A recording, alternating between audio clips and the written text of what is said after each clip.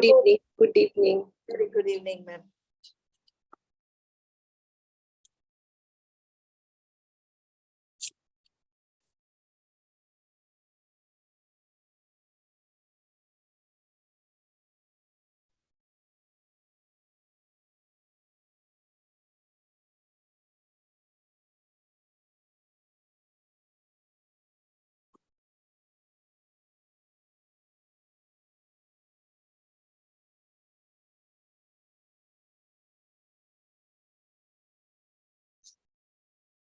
Asha, Please join. It's all right. It's all right. हाँ है, मैंने भेजा है आपको.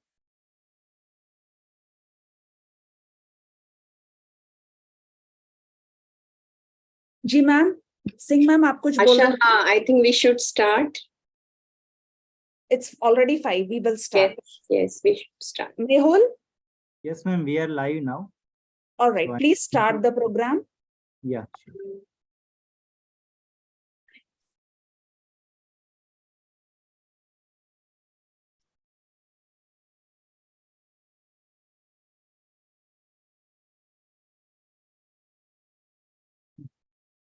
So good evening, all the faculties and delegates. And I, on the behalf of Corona Remedies Private Limited, I welcome all of you for the Searchlight webinar series 01 on the first trimester bleeding, which is associated with initiated by the Raipur, Bhilai, Bilaspur, Sagar, Katni, Rewa, Singrauli, and Ratlam Ops and Gynae Society. And today it's my pleasure to welcome Dr. Asha Jain ma'am, who is a medical director of Cancer Prevention Relief Society, as well as she is currently a director of SMSA Hospital, Raipur, and elected member of CG Medical Council. And she is a vice president of IMA Chhattisgarh and zonal chair FOXY, Food, Drug and Medico-Surgical Equipment, West Zone. And Madam is a chair mission Pink Health, IMA Raipur, and executive member of ISCCP. Madam, Dr. Asha Jain is the immediate past president of Raipur Ops and Gynae Society. Mehul, I think they know me, so you can just go to the fields of interest and leave it at that. Yeah, ma'am. So already you know the Asha ma'am, and ma'am having the interest, a keen interest in the savings of uterus, fetal medicine, Ops and Gynae ultrasound, critical care, as well as preventive of oncology and colposcopy. So I welcome Dr. Asha ma'am, and I request to you that please proceed this webinar and take it to the newer heights. Thank you, Mehul. And namaskar, all dignitaries who are present here, all of you and all those who are listening. Any new work is started by praying to Lord Ganesha. So let us start with the prayer first, then the lamp lighting, and then we will take the program forward.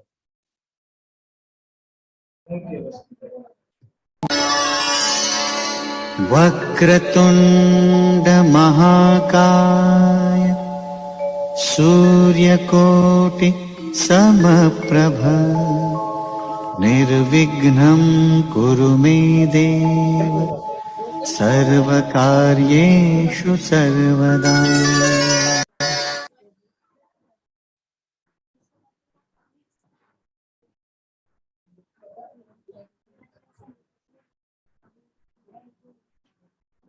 असतो मा सद्गमय तमसो मा ज्योतिर्गमय मृत्युर्मामृतं गमय.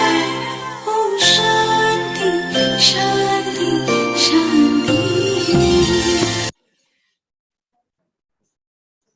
Thank you, Mehulji. Would you please stop sharing for a minute?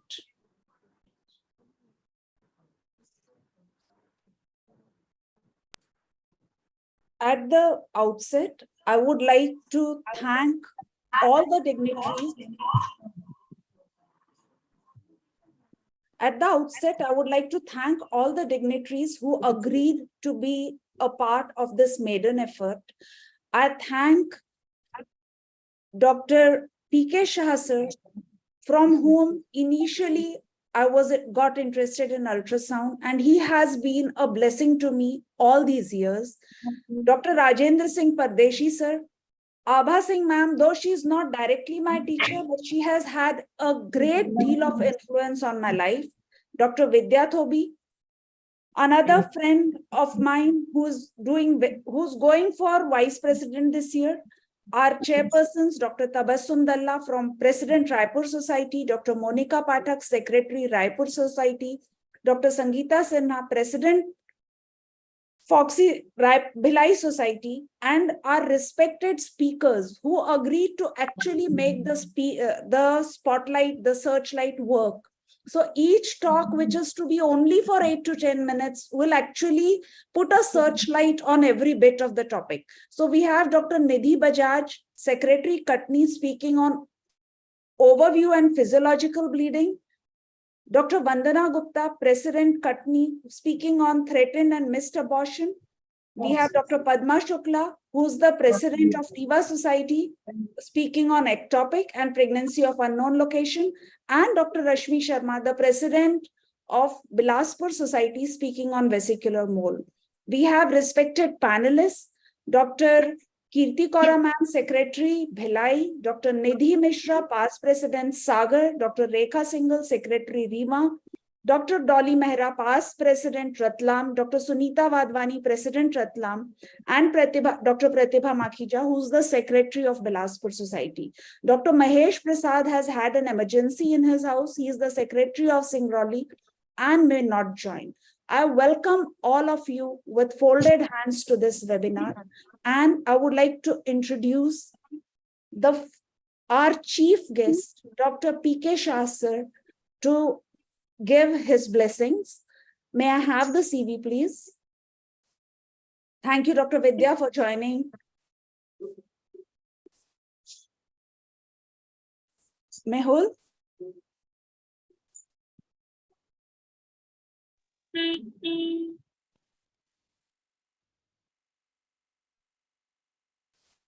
Dr. P.K. Shah, sir, who's the past president of Foxy, is our chief guest. And it is a great privilege and honor for me to introduce him. He actually doesn't need any introduction. Every Foxian knows him. But just as a reminder, he is the professor and unit head, Department of Obstetrics and Gynecology, St. GS Medical College and KEM Hospital, Parel, Mumbai, till 2016, past dean, Indian College of Medical Ultrasound, past president, Indian Association of Gynec Endoscopists, past president, Federation of Obstetrics and Gynecological Societies of India. He is also the past president, Mumbai Society, Association of Full-Time Teachers, KEM Hospital, Indian College of Medical Ultrasound, Imaging Science, ISOPAB, IMAGS, WellStart International. Other than this CV, he is a gentleman, always ready to encourage youngsters. And when I knew him, I was a youngster. Now I have white hair. So over to you, sir, for your words of blessings. Thank you very much, Asha, for your kind words.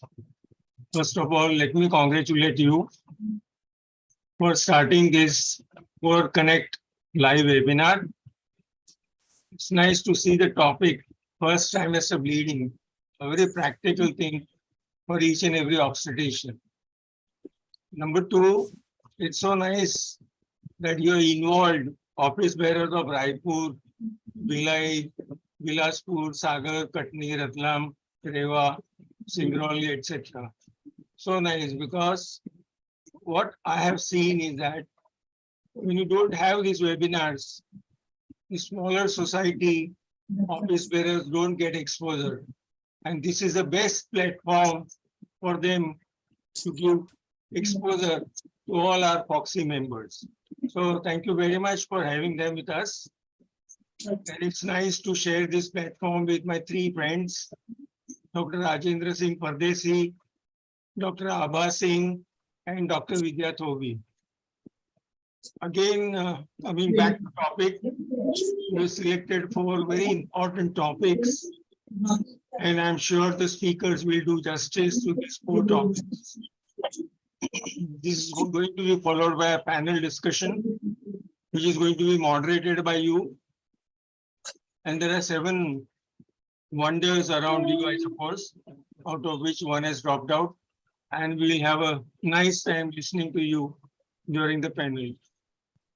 As this is the first webinar of yours and you have started, I wish you all the very best for all your future ventures and keep doing this academic activity all throughout. I think this is required. So nowadays, we have a lot of physical activities going on and physical conferences. People are used to webinars because they don't have to leave their houses. They don't have to travel. They don't have to spend money. So the webinars have reached each and every corner of our country. To continue to do this good work. Wish you all the very best for all your future activities. Thank you very much for having me and making me a part of this program. Thank you. Thank you so much, sir. Thank you so much for your words of blessings and wisdom and encouragement.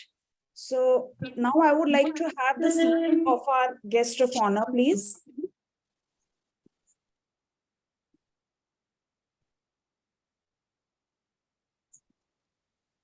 Pardeshi sir's CV. So our first guest of honor is Dr. Rajendra Singh Pardeshi, sir. He is currently the president of AMOGS. He is a great academician presenting many papers and everything. He was faculty in FIGO 2006. He was the past chairperson of Food and Drug Committee, to which I'm aspiring in the future. He also got the Dr. Hansotia Best Committee Award for this committee. He was VP Foxy 2019-20, VP AMOGS 2018-22, and now he is the president. More than this, he's an extremely humble and very, very helping person. Whenever I call him, sir, thodi madad chahiye, he's always there. So I'm delighted to have you with me, sir. Namaskar, and over to you for blessings. Namaskar. Good afternoon, everybody. Respected Chief Guest, Dr. P.K. Shah, sir, who is my mentor since 1987 when I was in LTMG Sion Hospital. I am proud of his disciple. Just add to biodata to Dr. P.K. Shah, sir, just always to know Dr. P.K. Shah, because of P.K. Shah's, Dr. P.K. Shah's efforts in 2011, now we can do sonography because in his tenure of presidentship, he fought for us and MCI took a decision that any degree in OBGYN, DGO, MD or DNB, and they can do sonography. So, sir, salute to you for this. So, our guest of honors, Dr. Abha Singh, Vice President of Vaginal Surgeons of India. Then Dr. Vidya Thobbi, who is now Kasoga President. So first, I wish to congratulate Dr. Asha Jain, Program Director, for organizing such an academic feast and with practical tips on first trimester bleeding. It's really a power-packed program of academics with expert faculties like Dr. Nidhi Bajaj, Vandana Gupta, Dr. Padma Shukla, Dr. Rashmi Sharma, Dr. Asha Jain, Dr. Dolly Mehra, Dr. Sangeeta Sinha, Dr. Tabassum, Dr. Monica, and all panelists. I wish every success to Dr. Vidya Thobbi and Dr. Asha Jain for their future endeavor in FOXY. Dr. Jain is aspiring for Food and Drugs Committee. Just I wish to tell you, even I was heading that committee, and even Dr. Vidya Thobbi was also heading this committee. So best wishes. I wish every success to this webinar. Thank you so much. Thank you, sir. Thanks a lot. And Mehul, Abha Singh ma'am, CV.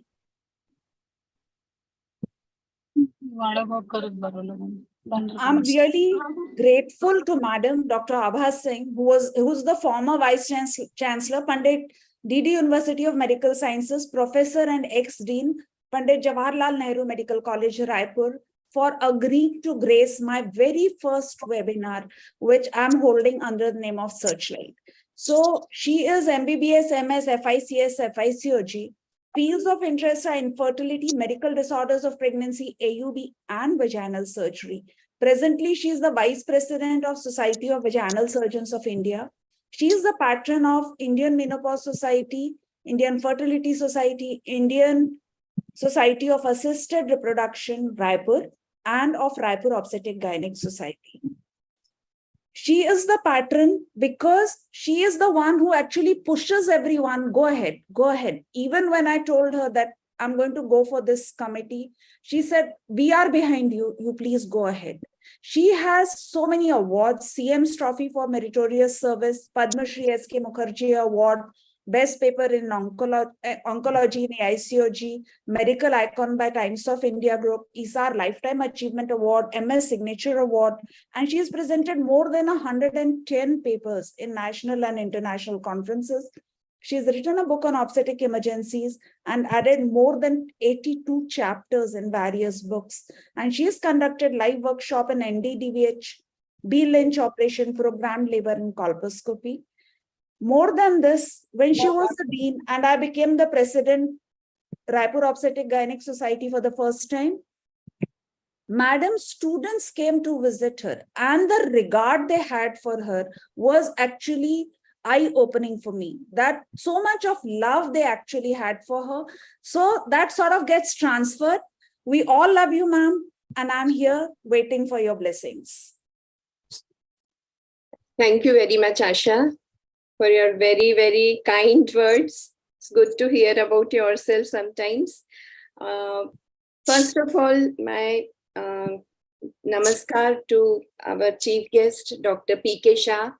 Always he has been a guidance behind all our previous ventures as when I was president in Raipur Obstetric Gynae Society.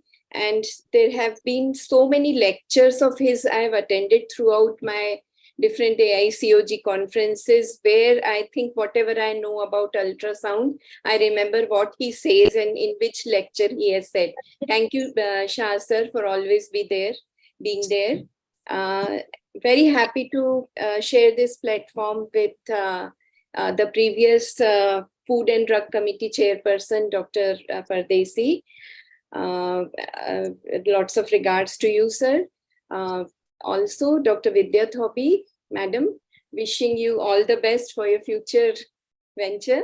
And Asha, what should I say? Thank you so much for making me part in your, especially the first episode of this Searchlight. First of all, I have loved the name Searchlight. And together, I would like to be with you in your journey.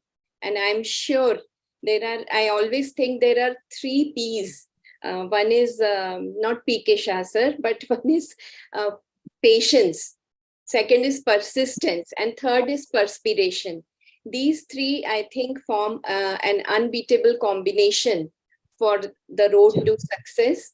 And may you have all the success you wish for. And whenever you require, I'm always there behind you in anything, anytime, whenever you need me. And I think today's topics are very interesting and very basic, and just waiting to hear from all of you. Thank you once again, and wishing you the very, very best for this chairperson of Foods and Drugs Committee, and take all the necessary tips from Dr. Pardesi, because you will, I'm sure under your guidance, we should receive another award for this committee. All the best. Thank you, Thank ma'am. you so much. Thanks a lot. Thanks a lot. Those words are really precious, and you will not find me short on perspiration, ma'am. Glad to know. So we have with us Dr. Vidya Thobi, our next guest of honor. She is the professor and HOD Gynae, Al Amin Medical College, Vijaypura. She is the president of KASOGA, that is all Karnataka Societies of Obstetrics and Gynecology in 2023. She was the past chairperson of Food, Drug and Surgical Equipment Committee 2018 to 2020. She is the national corresponding editor, Jogi, organizing chairperson, Kasoga 2016, treasurer, Kasoga, EC member, KCS Agai, academic council member, Women's University, Vijaypura, Alameen Journal of Medical Sciences editorial board, UG and PG exam paper setter and PG guide. She has been teaching for 30 years. She is on the advisory faculty of both Rajiv Gandhi University of Health and Sciences, and she is going for Vice President South Zone this year. So, Dr. Vidya, I'm really glad that you have agreed to join my webinar, the very first one, though you are in a train. So I'll be happy to listen to a few words of blessings and guidance from you. Thank you, Asha, for those kind words, and I must congratulate for your perseverance. And this searchlight really will give some insights to every one of us. It is always a proud privilege to be amongst the very great audience as well as the leaders of Foxy today. Dr. P.K. Shah, whom I admire the most. Always I seek guidance from him, Dr. Pardesi, and the senior most faculty and the guest of honor, Dr. Abha Singh. Always I love to listen to her many times. You have gathered many stalwarts who will be talking, and you are focusing mainly on Raipur, Bhilai, Bilaspur, Sagar, Katni, Rewa, Ratlam, and Singrauli OBGYN societies. And it is really a great topic you have chosen today. That is first trimester bleeding, where always we have dilemmas in management, and the patients are also very curious to know about the outcome, and the ultrasound plays a very important role. So Dr. P.K. Shah sir is there, and he may give at the end some expert comments on the management also. And I'm very pleased to see our Dr. Tabassum Della, who was very much a student of my college, and she has rose to a president of your society, that is Raipur OBGYN Society. Dr. Monica, Dr. Sangeeta. It is really glad to see all others, because I cannot take everybody's name, but I'm really closely associated with them virtually. Many times I have come across. And the efforts Dr. Asha Jain has done in many ways, I know her personally. She's so academically sound and spiritually also enlightened human being. I must say human being, because I know how close she is with me also. I wish her all the best in her endeavors, and we will all support her for her candidature for Chairperson, Food, Drugs and Medical Surgical Equipment Committee. I also acknowledge the guidance by Dr. Rajendra Singh Pardesi, who has always been by the side of me whenever I put one step ahead in Foxy. So thank you very much, Dr. Rajendra Singh Pardesi and Dr. P.K. Shah sir, for guiding me in my various activities in Foxy. So thank you. I'm also eager to listen to all of you. Maybe I am traveling, so may be network issues, but definitely at the end, I would love to listen to the outcome of this very first endeavor by Dr. Asha Jain. All the best, Asha. Thank you very much. Thank you. So I thank all my guests of honor and our chief guests for being here. I understand you're very busy. If you wish to leave, you may, but I would be really gratified if you would actually just sit in, and wherever we are going wrong, wherever we need guidance, to guide us right through the webinar, because our topics are very short and very focused. So anywhere you feel that you need to speak up, you are most welcome to just join in anytime. It's your webinar. And I thank Corona Remedies for being with me through this venture and agreeing to be part of my academic programs in the coming year. So thank you, Corona, and thank you, Mehul in particular. You've been like a rock all the time. And now may I have the CVs of the chairpersons, please?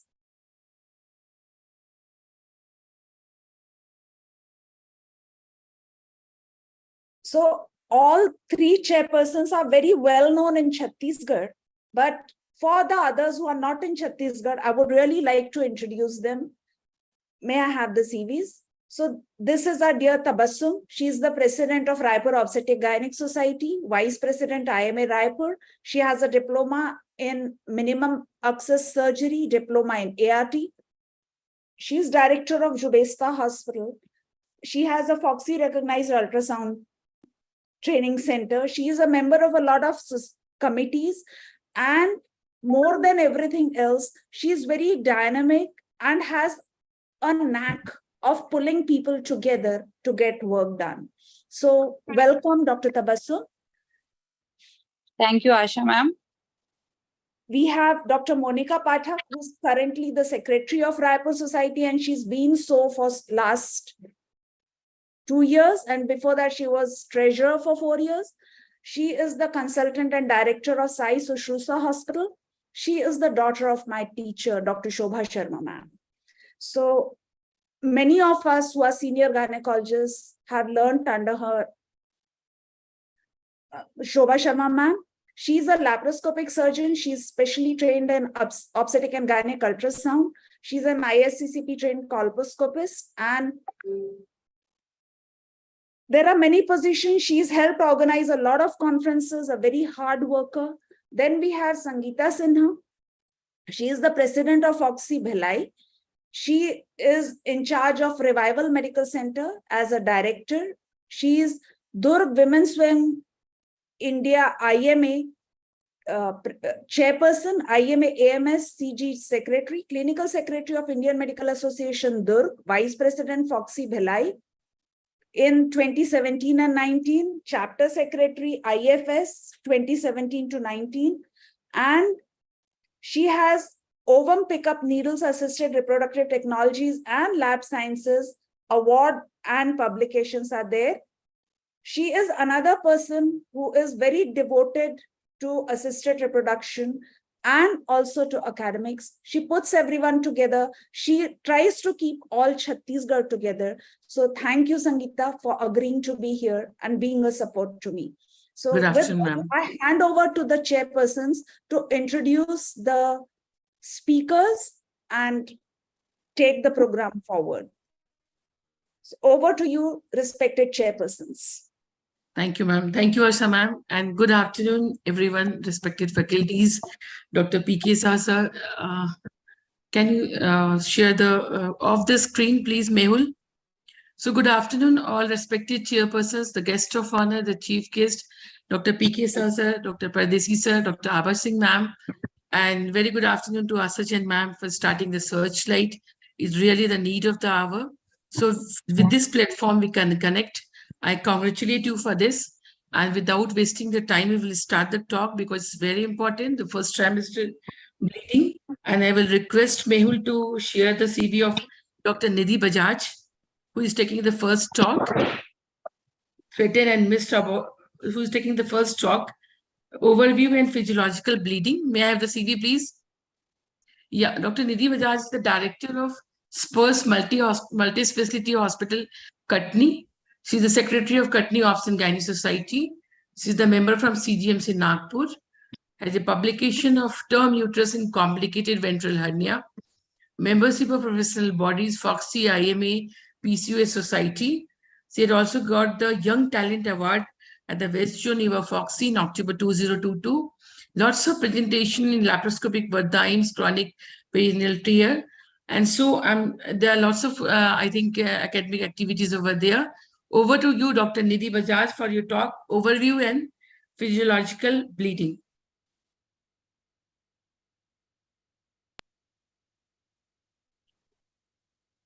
Thank you, ma'am, for the kind introduction. On the onset, good evening, everyone. Thank you, Dr. Asha Jain, ma'am, for providing an opportunity. If it would have been a physical CME, I would have shown the shivering I'm having because it is less known. I was one of the students of Dr. P.K. Shah, sir. So speaking in front of your teacher, how it feels, I just cannot show the palpitation right now I'm having. I'm sincerely thankful to Dr. Asha Jain ma'am for including our smaller society, Katni Obstetric Gynec Society. And a special thanks to Dr. Asha Thubi ma'am, our chairpersons, Dr. and chief guest and guest of honor, Dr. Rajesh Pardesi sir, Dr. Abha Singh ma'am, to all. Can I share my screen now, ma'am?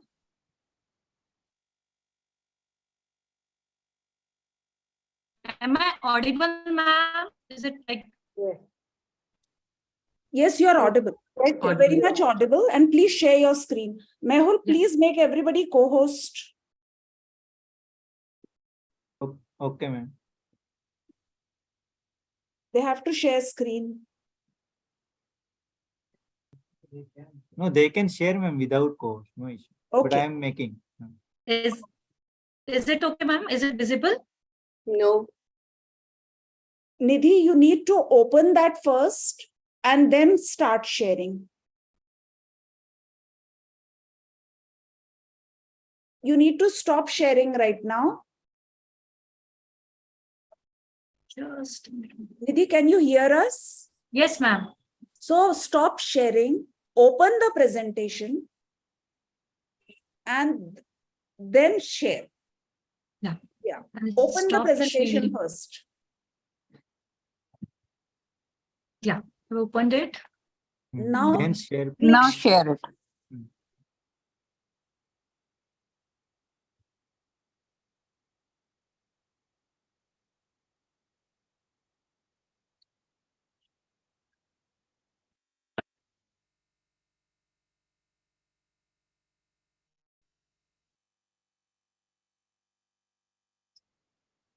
Yes. Please make it full screen.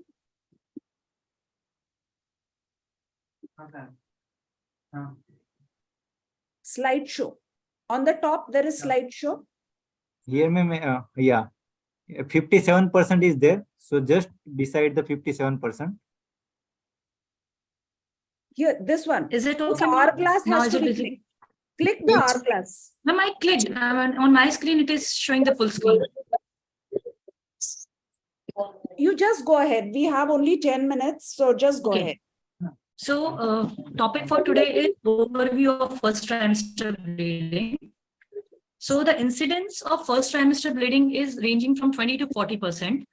And it is mostly the maternal blood. That is because of the destruction of the vessels of decidua, or it could be a discrete cervical or a vaginal lesion. Slides are that not is changing. bleeding. Slides are not changing.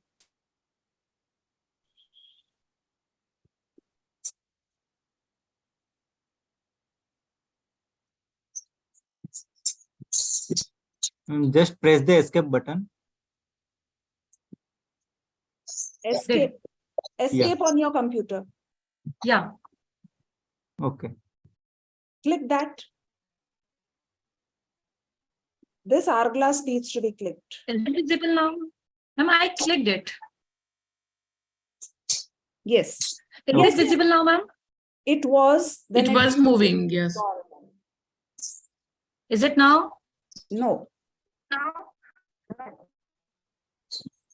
Resume share. The blank screen. Nidhi? Dr. Nidhi, Yes, ma'am. you send me the presentation on WhatsApp. Stop sharing and send it to me.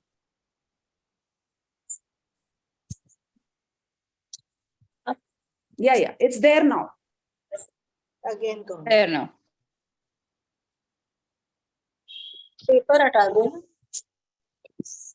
Ma'am, we'll do one thing. Well,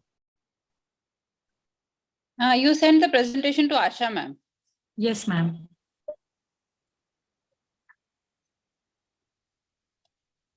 Go ahead with this. You can go on talking. Okay. You will have to click the left side bar.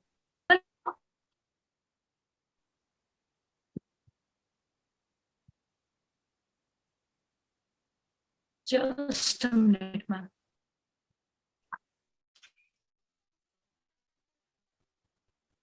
It is showing Yes, ma'am. on my screen, ma'am.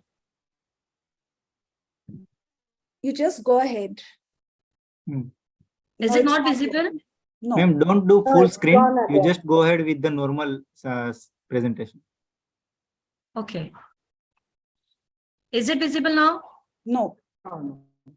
It's better you share all these slides with Asha and Madam to WhatsApp so that she can keep on changing as per your. Yes, ma'am. Ma'am, that I have to share through. Send it on mail to me. Send it Yeah. on mail. Nidhi, you stop sharing. We'll take the next lecture and then we'll take yours.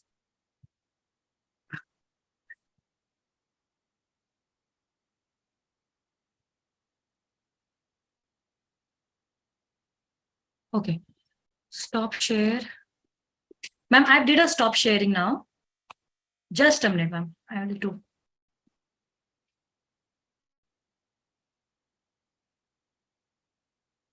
Okay.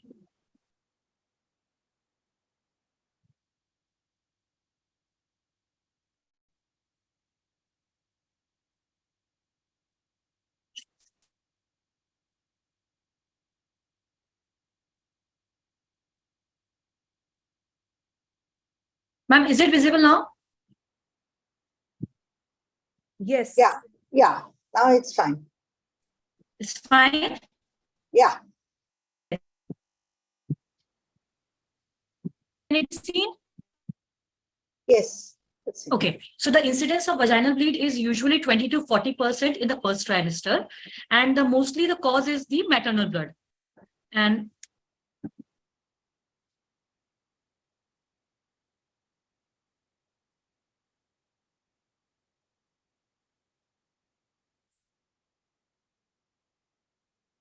yeah. Yes. Usually, the etiology, the causes are related to the pregnancy, or it could be associated with the pregnancy. So the causes related to the pregnancy are abortions, the ectopic gestations, the molar pregnancy, implantational bleeding, or it could be a vanishing twin. So associated with the pregnancy could be a pre-existing disorders aggravated during the pregnancy, thrombophilias, like things, or cervical lesion, vascular lesions like vascular erosions, polyps, ruptured varicose veins, malignancies, cervicovaginitis, or trauma due to the intercourse. Cervical polyps, erosions, and malignancies can be seen. The first abortion, 95% of the first trimester bleeding is due to the abortions. The basic pathology is hemorrhage occurs in the decidua bacillus. There's a necrotic changes occurs adjacent to the tissues near the bleeding. There's a detachment of the conceptors. And with this pathology, the uterine contractions get stimulated and resulting in the expulsion of the fetus or the product of conception. Usually, abortions are categorized into two, can be spontaneous or induced ones. The induced ones are the medical termination pregnancy or the unsafe abortions like septic abortions. Spontaneous abortions can be recurrent or the isolated. They both are divided into isolated ones like threatened abortions, in which there's just a slight bleeding or pain, but still the pregnancy is viable. The inevitable abortion is a place where the product of conception or is a process of the abortion are about to be delivered. The complete abortion is where the whole the products have been expelled already and the internal os is closed. In incomplete abortion, the products are expelled, but the retained products are still there and the os is open. Missed abortion, when their fetal pole is present or the yolk sac is present, but the heartbeat that was earlier there is now not present. Septic abortions are with the infection or raised WBC counts. So in the threatened abortion, we only have a retroplacental bleed with just spotting or a minimal bleeding. But product of conception, the fetus is viable and the cardiac activity is present. In incomplete abortion, as we can see, there is a opened external and internal os, and the patient is keep on bleeding. In inevitable abortion, the product is about to be expelled, is in a process of expulsion, and missed abortion, the cardiac activity is not present. The external or internal os may be closed or may be open. The next common cause is a ectopic pregnancy, First, we have seen abortion. Second is ectopic pregnancies. They incidence range from 1:25 to 1:250. The average is around 1 in 100 normal pregnancies. The incidence in today's world is increasing because of the increased assisted reproductive techniques, late marriages, late childhood bearing, pelvic inflammations, use of IUCDs, and tubal surgeries. It is important to know that recurrence rate is about 15% after the first ectopic, and it goes higher up to 25% in previously 2 ectopics. Ectopics are Ectopic classified is a according to separate the topic. location of Ectopic is a separate topic. Yes, ma'am. We Just need to giving an focus overview mostly of on all physiology. the topics. Okay. So the third is a molar pregnancy. A molar pregnancy is a problem of abnormal placentation. There's a partial degenerative and a partial proliferative changes in young chorionic villi. Usually, the hereditary form mole or a partial moles comes under gestational trophoblastic diseases. They are further classified into invasive moles, hereditary form mole that can be complete or incomplete, choriocarcinoma, placental site trophoblastic tumors, and WHO gave a classification of choriocarcinoma into a metastatic and a non-metastatic ones. In a complete mole, it is to be remembered that there's a massive enlargement of the edematous villi that gives a classic grape-like appearance of the placenta and lack of embryonic tissue with a snowstorm appearance on the ultrasound. While a partial mole includes multiple small cystic lesions in placenta with viable fetus, and the diagnostic criteria is the AP diameter of GSAC ratio is more than 1.5. We can see the classic grape-like appearance and the snowstorm appearance. There on a color Doppler scan, we can see a molar pregnancy. In a partial mole, there is a cystic placenta with a growth retarded fetus that can be seen. So the basic difference between the two, there will be a fetus in the partial mole. There will be no fetus in the partial mole. The karyotype of a partial mole is 69. There's a 46XX in a complete mole. Focal edematous villi are present, while in complete mole, there is a diffuse involvement of all the villi. Uterine size is a smaller for date in a partial mole. In a complete mole, it will be a more larger for the date. Medical complications are more with partial mole and are less with partial mole and more with a complete mole. The progression to the trophoblastic neoplasia is more in a complete molar pregnancies ranging up to 20%. Now, the vanishing twin. Vanishing twin syndrome is considered when one set of twins or multiple embryos die in utero, disappear or get reabsorbed partially or entirely with the outcome of spontaneous reduction of multi-fetus pregnancy to a singleton pregnancy. It is increased in with maternal age, with chromosomal abnormalities, diseased twin, with ARTs, with increased incidences of multiple gestations, and with genetic or teratogenic effects. As we can see in the picture, the one fetus is viable, while fetus 1 and 2 are the vanishing twins. Now, the physiological bleeding or the implantation bleeding, small amount of spotting or the bleeding 10 to 14 days after fertilization, probably at the time of missed menstrual period, is considered as an implantation bleeding. It is considered that implantation of the fertilized egg in a decidua is the reason for this bleeding. It is usually the spotting with very less pain in abdomen. Although this hypothesis is being questioned, it is a diagnosis of exclusion and no intervention is required in this. Usually, this implantation bleeding is associated with nausea, light cramps, frequent urination. There, it may stay for 1 or 2 days, and usually the color of blood is light pink to brown with pregnancy test will be positive.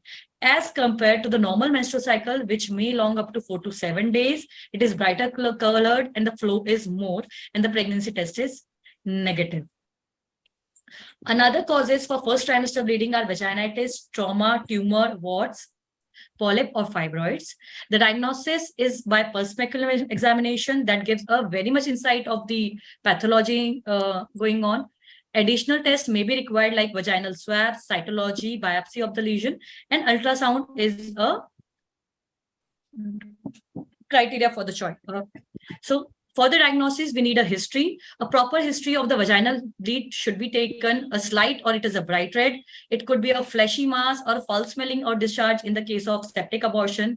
It could be passage of the grape-like vesicles in case of molar pregnancy, sanguineous or dark colored in the case of inevitable abortion, or white currant or red currant jelly in case of ectopics. The examinations, vitals per abdomen, per speculum, and per vaginal examination is required. Investigations like complete blood count of the patient, ABO, RH typing is important. Thyroid profile is important to be done in cases of the molar pregnancy. Specifically, fetal echo and the cardiac evaluation of the molar pregnancy patient should be done. And a sequential beta HCG titer will give us a more light on the same. Ultrasound makes the cornerstone for the diagnosis of this. This is the most information and informative. Making it an intrauterine or extrauterine, ruling out the heterotropic pregnancies, viable, non-viable, gestational tuboplastic neoplasias, loss of one fetus on multiple gestation, all can be made out on a transvaginal sonographies. Few terminologies are being introduced nowadays, such as pregnancy of unknown location. It should replace the pregnancy of the indeterminate location position, the positive pregnancy test, but there is no sign of intrauterine or extrauterine pregnancy or no retained product of conceptions comes under the terminology of pregnancy of unknown location, PUL. And PUV is a terminology given nowadays for intrauterine gestation of 20 mm diameter with mean diameter with no obvious yolk sac or fetus pole seen, or a fetus pole of 6 mm crown lump length with no obvious fetal heart rate, and the repeat scan even after 1 week is the same. It is given to pregnancy of uncertain viability or PUV. The sonographic criteria are the cervical length of more than CRL of more than 7 mm with no heartbeat, mean sac diameter more than 5 cm with no embryo. In such cases, repeat scan after 10 days or 11 days is done. If the heartbeat is seen, the pregnancy is considered as viable. If the heartbeat is not seen, a repeat scan after 2 weeks is advised. And if in the same case, no heartbeat is present, it is labeled as a missed abortion. Transabdominal scan is done to rule out the ectopics and the free fluids. At last, careful history taking, local examination and good light will help a lot, excluding the most common of non-obstetrical causes of bleeding. Transvaginal scan holds the gold standard to know the viability of the status of the embryo. It helps in diagnosis of all the possible obstetrical causes except due to karyotyping defects in embryo. It may give a snapshot and may have a limited value. If no local cause is found, case need to be investigated for bleeding disorders by tests such as BT, CT, clot retraction, platelet count, and thrombin time. All women should have their ABO grouping if RH negative NTD therapy in low dose of 100 microgram in tube given in 24 hours of first bleeding episode. Thank you. Thank you, Dr. Nidhi Bajaj. Yes. It was a Sorry very for the nice overview. initial wastage of time, ma'am. No, that It's is okay. absolutely fine. It is raining heavily here. I think is it raining there also? No, it's not raining in Bhilai, Tabassum. Ma'am, it's raining It is very raining in heavily. Raipur. Mhm. Yeah. Raipur is So a raining. very good overview of pregnancy, early pregnancy bleeding, because whenever one patient comes to us and then we say that I've got a bleeding, all the battery of the causes what you have mentioned come to our mind, back of mind. So that should always be there. And apart from that, what, as you said, that physiological bleeding in pregnancy is also important. We must differentiate between this physiological bleeding or a pathological bleeding. And this physiological bleeding, any physiological bleeding, we should need not start all the sustained injections and all those progesterones. So it's very important to know the physiological causes also of bleeding and also the reasons of bleeding. So thank you very much for a very nice overview of early pregnancy bleeding. Shah sir wants to say something. Yeah. No. Okay. Proceed. So coming to the next session, it was a wonderful overview by Nidhi. So coming, as we are already short of time, I'll be inviting our next speaker, Dr. Vandana Gupta, to in this searchlight series to throw some light on threatened and missed abortion, and as well as of wanting, as well as uncertain viability situations. Can we have a CV of Vandana Gupta, ma'am? Yeah. Welcome, Dr. Vandana Gupta. Ma'am, she has done DGO from KGMC Lucknow, and she is working obstetrician and gynecologist in Katni for last 22 years. She is owner and director of Om Shanti Maternity Hospital, Katni. At present, she is president of Katni Obs and Gynec Society, founder and past vice president of Katni Obs and Gynec Society, and also vice president of Obs and of IMA Katni. We welcome you, ma'am.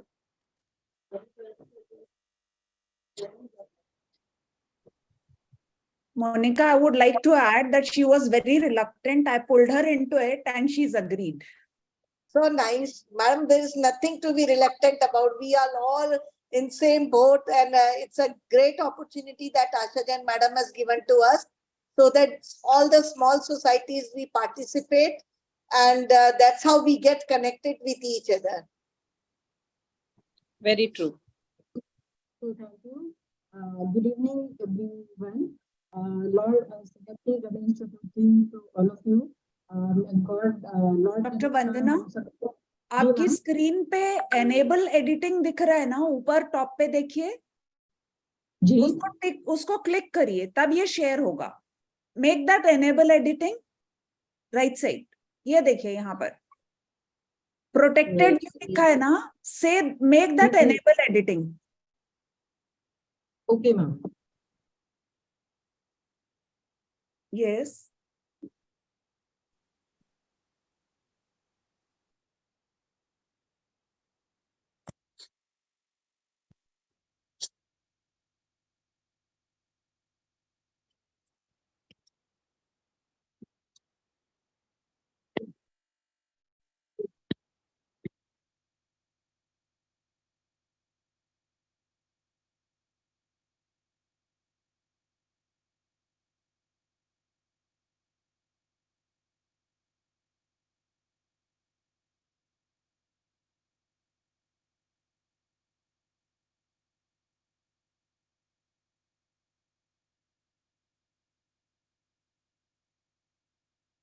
Ma'am, you have shared a Zoom screen.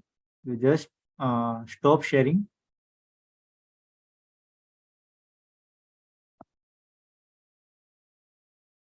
Okay.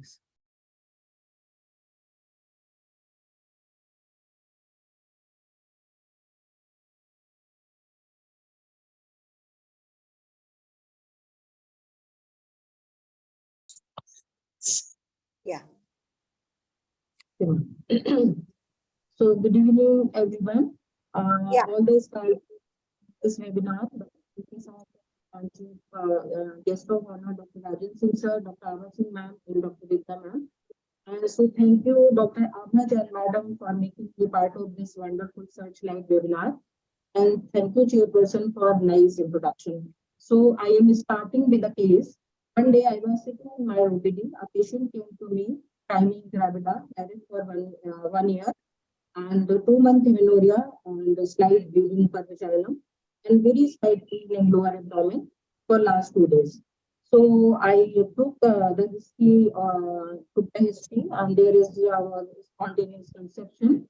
And in menstrual history, there is a slight delay period or cycle of 35 to 45 days. And your voice is not very clear, Dr. Vandana. सामने देख के बोलिए आप, please. Okay, ma'am. Okay, ma'am. This is how you have to speak. Okay, we ma'am. cannot hear you well. Okay. So I examined the patient. Her vitals were stable, and on clinical examination, PS examination, there were no any local pathology like cervical polyp and cervical erosion, and trauma, and no vaginitis. So and the uterus was bulky and soft. So I advised for investigation and advice for investigations sonography. So Your slides are not moving. Your slides are not moving. They are not full screen. Okay, ma'am.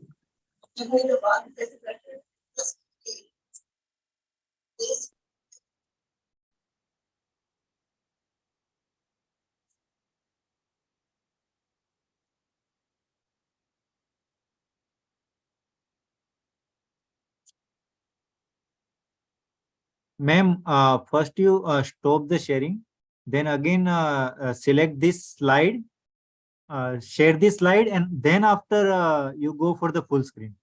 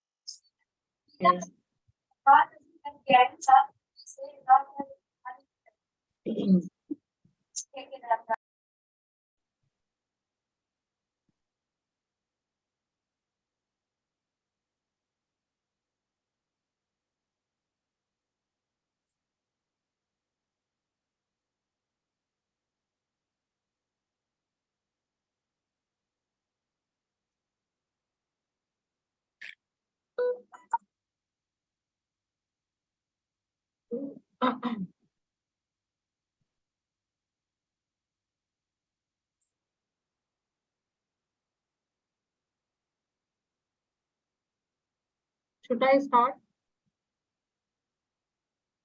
Ma'am, it's not full Yeah. screen. We are going to start. It's moving. So what I do? Mehul, you Mehul, can. can you help her, Mehul? Yes, ma'am. Ma'am, what happened, ma'am? You have already make it full screen before sharing. That's why this problem happens. You just first of all you stop share this slide, and in your laptop also the full screen is already open. So you press the escape button.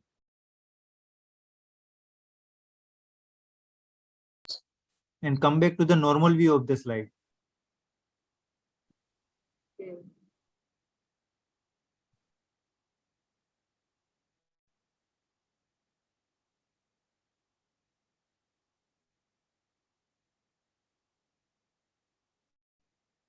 It should not full screen in your laptop also, ma'am.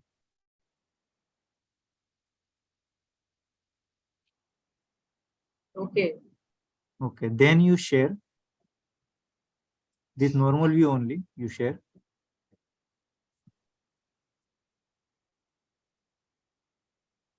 Mehul, you didn't have this presentation?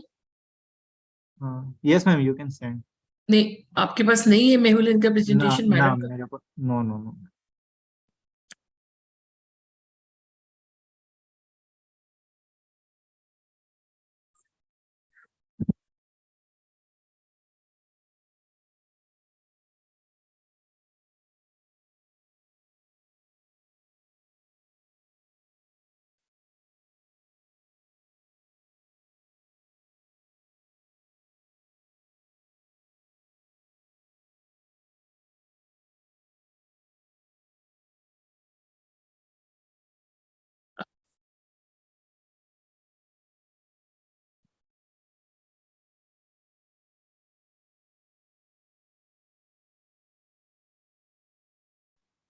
Asha ma'am.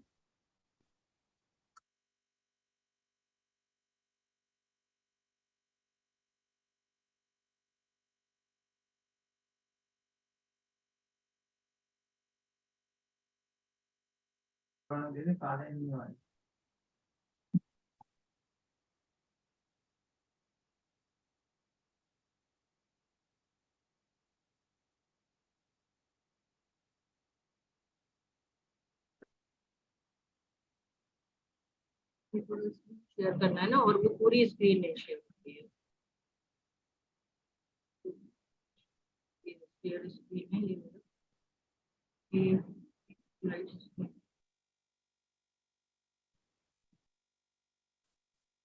ये white उसकी था ना, light पता नहीं white board वहाँ दिखाने लगा, पहले दिख रही थी स्लाइड अभी पर बहुत दिख गया होगा।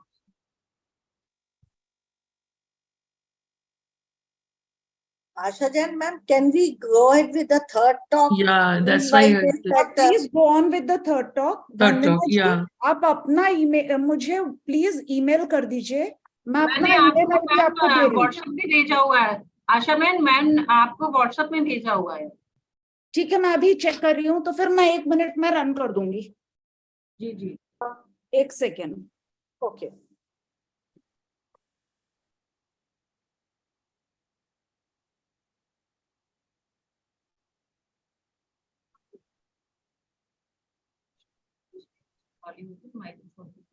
I think, ma'am, Asha ma'am, really you think a lot and put so much of effort in naming any, be it a conference or be it a series, like Searchlight is really a very now well this- chosen title for this series. So, Dr. Vanna, you may go on now. Requesting Yeah. everyone, please send me your presentation so I will manage. मैंने भेज दिया ma'am आपको. Yes, So, now it is visible. Okay, Dr. Vandana, please go on. सामने देख के बोलिएगा अच्छे से, जोर से. अच्छा मैम आपने डाला है ये सीवी, आप साइड आगे बढ़ाएंगे. हाँ, आप नेक्स्ट बोलते जाइएगा मैम, आशा जैन मैडम वहां से चेंज कर So देंगी. clinically, it's a case of threatened abortion. I advise for sonography. So threatened abortion is defined as is bleeding in early pregnancy up to 20. Ma'am सामने देख के जोर से बोलिए, आवाज आपके माइक से ठीक से नहीं आ रही है. With a closed cervix. So it's a case of threatened abortion, and the main causes of threatened abortions ma'am, inside is main causes of threatened abortion are maternal age and chromosomal abnormality, and the less common causes are Mendelian and polygenic multiple etiology, nucleophase defect, and the thyroid abnormality, and the uncontrolled diabetes mellitus anomaly, and pathological abnormality like lesions, neurobiomas, latent fusion defects, cervical insufficiency, and other causes. And India, one of the पन्ना जी कुछ भी सुनाई नहीं दे रहा है. are older mothers in higher ma'am laptop को थोड़ा पास कर लीजिए और कीप इट अप, थोड़ा और क्लोज कर लीजिए. Okay ma'am. एक बुक के ऊपर रख लीजिए मैम. मैम कंप्यूटर का वर्क बताना होगा. So जी, after I advise for ultrasonography. In ultrasonography, there is ma'am slide आगे please. So threatened abortion is the most complication in the first half of pregnancy, and its incidence varies between 20 to 25%, and miscarriage is 2.6 times as likely, and the 17% of cases are expected to present complication later in pregnancy. So next slide, please. So the etiology for threatened abortion: embryonic abnormalities, maternal factors, anatomical factors, endocrine factors, infectious factors, the immunological factors. So next slide, please. The clinical features in my patient, pregnant, bleeding per vaginum and pain, a very slight pain in abdomen. Next slide. So investigation, blood investigation, mainly CBC and the complete blood count, and blood grouping and RH typing, and T3, T4, TSS, thyroid, and random blood sugar, and other like beta HCG advised, and urine routine microscopic examination done. As already I told, the pelvic examination, no local pathology, and uterus was bulky and soft. And in ultrasonography, next slide, please. In ultrasonography, there are two well-defined gestational sacs, and there is two yolk sacs and two fetal, two embryonic embryo seen. And in one embryo, there was fetal cardiac present. But in second embryo, the cardiac activity was doubtful. So I advise for repeat ultrasonography after 15 days. And in this, with these, sonography can usually differentiate between an intrauterine pregnancy, viable or not viable, and a molar pregnancy or an inevitable abortion. So the pregnancy in this patient, one patient is one fetus is normal, and the CRL was more than 7 mm. Second fetus, the CRL was less less than 7 mm. So the first fetus, so it's a case of threatened abortion and with the pregnancy of unknown, uncertain viability. So the pregnancy of uncertain viability, in this case, as Dr. Nidhi told, if CRL is more than 7, and the gestational size is more than 25 mm. So if channels, so it's a case of if there is gestational sac is more than 25 mm and there is no fetal cardiac activity and there is no fetal force, so it's a case of pregnancy of uncertain viability. So in this case, fetal echo, CRL with no obvious fetal heart. Next slide, please.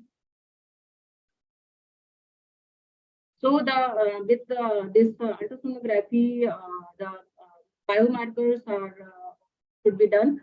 So serum progesterone value is 25 nanogram per ml, the viable pregnancy in about 95% cases. If serum beta HCG level is 20 nanogram per ml or more, it's the viable pregnancy. To assess the level of fetal memory by these beta HCG levels. Next slide. So adverse prognostic factors in cases of threatened abortion: a large empty gestational sac, discrepancy of gestational sac in crown to rump length, and fetal bradycardia or absence of fetal heart activity, advanced maternal age, history of recurrent pregnancy losses, and there is maternal serum progesterone is less than 25 nanogram per ml, and the lower maternal serum beta HCG. Adverse prognostic factor in cases of the complications, these fetuses are at increased risk of intrauterine growth retardation, preterm delivery, low birth weight, and perinatal death. And maternal risk includes antepartum hemorrhage and manual removal of the placenta and cesarean delivery. Next slide. So the management of threatened abortion is bed rest and paracetamol for pain in abdomen, and the progesterone therapy, HCG therapy, and the tocolytic agents, mainly in sick and trimester. So next slide, please. There is insufficient evidence of high quality that support a policy of bed rest in order to prevent miscarriage in women with confirmed fetal viability and vaginal bleeding in first half of pregnancy. So the bed rest with restricted activity should be advised. Next slide. So the progesterone therapy, we all are using progesterone in threatened abortion. The oral micronized progesterone 200 milligram OD or BD, and the vaginal progesterone suppository 25 milligram OD or BD, and the progesterone vaginal gel 100 milligram to or thrice per day, and the intramuscular progesterone injection in oil given as 50 milligram per day, or we are also given injection hydroxyprogesterone 500 milligram or in first trimester. Next slide. So use of progesterone is effective in the treatment of threatened miscarriage with no evidence of increased risk of pregnancy-induced hypertension or antepartum hemorrhage as harmful effects to the mother, nor increased occurrence of congenital abnormality on the newborn.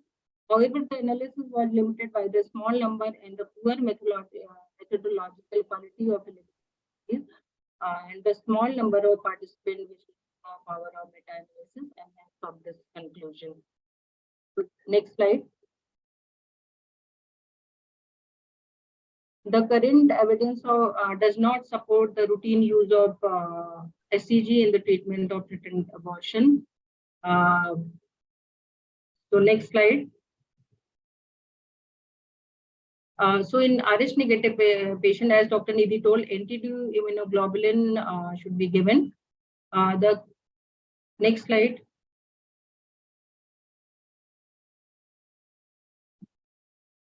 NTD, so in my case, the bleeding is stopped after giving this treatment, but the sonography was repeated after about 10 days.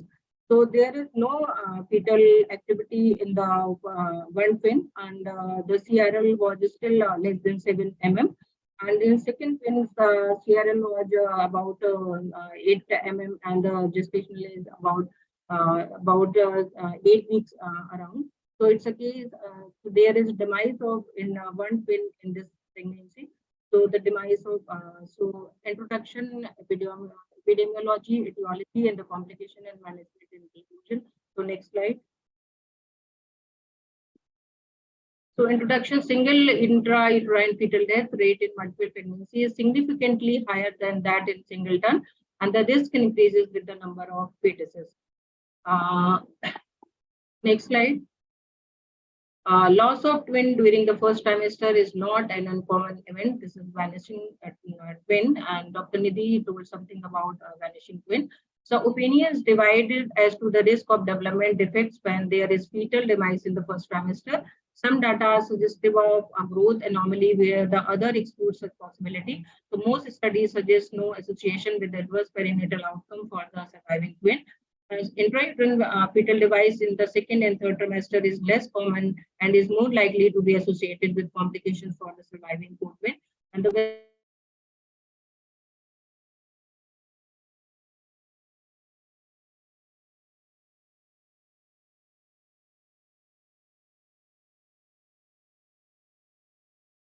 so single fetal demise complicates about 2.5% to 5% as compared to 0.3% to 0.6% in singleton and 4.3% with a triplet pregnancy, and 3-4-fold better in monochorionic than dichorionic pregnancy. And regardless of the chorionicity, none of these complications occur following single fetal demise in the first trimester. Next slide, please. So the etiology may be spontaneous or heterogenic. Twin-to-twin transfusion syndrome, congenital anomalies, placental insufficiency, abnormal cord insertion more in monoamniotic, and intrauterine infection, maternal medical condition, intrauterine growth restriction, and more in DCTA. Next slide. So placental abruption, blunt injury, umbilical vein thrombosis, chorioamnionitis, twin reverse perfusion discordant twin, and the fetal reduction. They are also for this for twin demise. Next slide. So vanishing twin as the term that has been used to describe the spontaneous loss of a twin during the first trimester. Around 23% of twin pregnancy diagnosed by ultrasound at 6 week gestation will be singleton pregnancies by 12 weeks. And the bleeding or mild cramping may be noticed, but there are no longer term implications for the pregnancy, and the grief for the lost twin may be significantly, especially in an IVF pregnancies. So next slide. Maternal medical conditions are also responsible. So the preeclampsia may result in the loss of one twin only. Indeed, loss of the twin is often associated with a short-term improvement in the condition. And selective fetal growth restriction, particularly of the response type 2 and 3 variant, and accounts for significant numbers of fetal deaths in the monochorionic diamniotic twins. Next slide. So the fetal reduction in the congenital anomalies. Fetal reduction may be a consequence of either selective or multi-fetal pregnancy reduction, and the former is performed for a fetal abnormality, and the latter may be performed either because it is deemed medically unsafe to proceed with a twin pregnancy. And the fetal congenital anomaly is much more frequent in monochorionic twins than either dichorionic twins or singleton, especially cardiac and neurological anomalies. Account for a large proportion of monochorionic diamniotic single twin deaths, and the most monochorionic twins, although monozygotic, are discordant for fetal abnormalities. Next slide. Monochorionic diamniotic twins, the twin transfusions accounts for at least 50% of all single MCDA twin deaths. And even with extensive and careful surveillance, the risk of sudden fetal death in the first trimester in these pregnancies is 1.2% to 6%. If the laser treatment has been successful, no risk of subsequent injury to the survivor, but there may be concern about a pre-existing insult to the fetus. So next slide. I think, this is not first trimester, Dr. Vandana. Dr. G, ma'am. This is not first trimester. So I think we need to coagulopathy and move that and move only to the first trimester. Okay, ma'am. So we are not doing this. It's not the whole thing. So okay, ma'am. You can just. So thank you very much, madam. So conclusion, the sequelae of a single fetal death in a twin pregnancy depend on the gestation age and chorionicity, and death in the late second or third trimester is associated with significant morbidity and mortality in the surviving twin. And therefore, all twin pregnancies with one dead fetus should be managed in tertiary referral centers with sufficient neonatal support. And a management plan should be individualized Intensive fetal surveillance is required in the determination of chorionicity should be done early in the pregnancy. So proper care and management is always. So thank you, madam. So thank you, Asha Jain madam, for making a part of this webinar. So thank you, ma'am. Thank you, Vandana ma'am. So you have rightly said that once twins are there, most important thing is to define the chorionicity at the earliest, because it is this thing which is going to decide your consequences of the pregnancy, decide the management as well. Thank you. In spite of all technical problems, you really did a good job. Congratulations to you. Thank you, ma'am. And Thank you, without Dr. any Vandana. And it's my request to everyone. This is, a searchlight. So we are doing only the relevant clinical things, and we should try that there should be no repetition. We don't want any theory. It's basically the practical points that we need, because if you have to speak for 8 to 10 minutes, then the whole theory doesn't work. Padma, over to you now. You will be able to share, or you want to send me a backup of your slides? I'm sharing, ma'am. I'm sharing my screen. Good evening, madam. Good evening. Welcome. So coming Thank you, to the ma'am. next in this series, let us go ahead. Now I'd like to invite Dr. Padma Shukla ma'am to enlighten us on the topic of ectopic, that is even pregnancy at undetermined location. And it's an honor to introduce the speaker.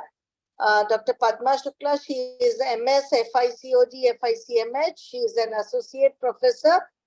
She has got special awards and achievements. She has got Best Paper Award in AICOG 2012 and 2016.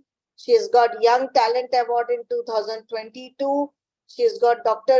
Durusha Awardee 2022.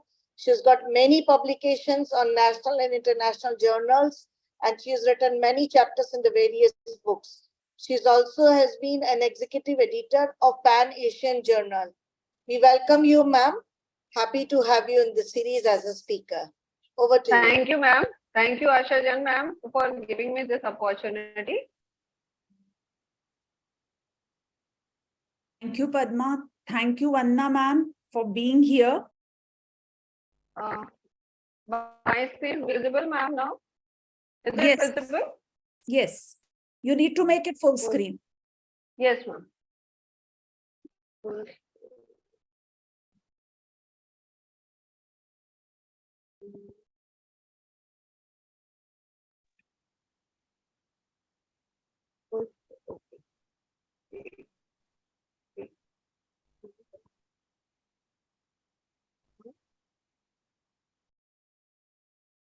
It's full screen now. Yes, ma'am. Just a minute. Thank you, Asha Jain madam, and thank you, Raipur Society, for giving me this opportunity. Ma'am, you have taken this topic, and that is really very useful. Pregnancy of unknown location. So I will discuss about the definition and the different tests available and what are the clinical picture as well as the treatment of the pregnancy of unknown location. The pregnancy of unknown location, or PUL, we can say in short, that it is a transient state in which beta HCG is positive, but transvaginal ultrasound fails to find an intrauterine or extrauterine pregnancy.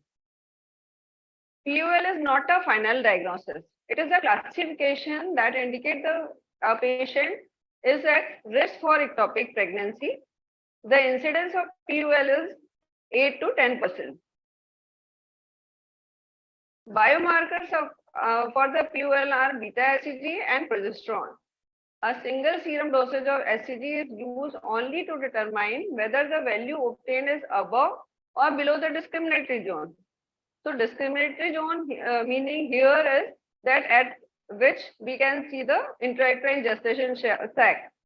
The value of serum HCG above which an intrauterine gestation sac should be visible on ultrasound is 1500 milli international unit per ml for TVS and 3500 milli international unit per ml for abdominal USG. Serum progesterone levels are marker of pregnancy viability, but unable to predict the location of pregnancy. So when we get a case of pregnancy of unknown location, what will be the future? Most cases are low risk. Of all the cases, most of the cases of PUL are low risk and monitored by the expectant management with transvaginal ultrasound, serial serum beta hCG level, and serum progesterone level. To minimize diagnostic error and intervene during progressive intrauterine gestation, active treatment is indicated only in situations when progressive intrauterine pregnancy is excluded. There is a high possibility of ectopic pregnancy, and possibility of ectopic pregnancy is 6 to 20% in PUL cases. Localization of sac. It depends on the quality of the ultrasound, examination performed, examination experience, and the degree of resolution of the device used. Ultrasonography is the best examination method for identifying the location of an early pregnancy. Ultrasound, especially transvaginal ultrasound, identify an ectopic pregnancy with a sensitivity ranging from 87% to 94% and a specificity ranging from 94% to 99% when we do the multiple examination of TVS. But when we do the single examination, TVS has identified the ectopic pregnancy with 73.9% sensitivity and 98.3% of specificity. Common mistake is to perform TVS alone. So it is recommended that we should do the pelvic abdominal ultrasound, which will enable us to visualize the ectopic pregnancy higher in the adnexal region. A patient with a positive pregnancy test, when we do the ultrasound, there could be 5 possibilities. That is, there could be a defined ectopic pregnancy can be present, that is extrauterine gestation sac with a yolk vesicle or embryo with or without cardiac activity, or there could be probable ectopic pregnancy, means we can see on ultrasound there could be heterogeneous adnexal mass or gestational sac-like structure, or pregnancy of unknown location, that is absence of intrauterine pregnancy or ectopic pregnancy images. Probable intrauterine pregnancy, that is presence of intrauterine echogenic gestation sac can be there, or there could be well-defined intrauterine pregnancy. The intrauterine gestation sac with yolk vesicles can be seen, or with embryo or without cardiac activity. With or without cardiac activity can be seen. So what now, as we are discussing PUL, so what is the outcome of PUL? Once we see that there is no sac in the uterus, no sac in the adnexa, then what will be the outcome? So according to outcome, there is 4 possibilities. Intrauterine live pregnancy can be there, or failed PUL, or ectopic pregnancy, or persistent pregnancy of unknown location. Intrauterine pregnancy is divided into viable intrauterine pregnancy and non-viable intrauterine pregnancies. So between 30% to 47% of the patients with PUL are subsequently classified as IUP, that is intrauterine pregnancy, and viable intrauterine pregnancy denotes ultrasound sign. All of us know that there are compatible gestation age, and signs are insufficient to indicate whether the gestation is viable or not viable.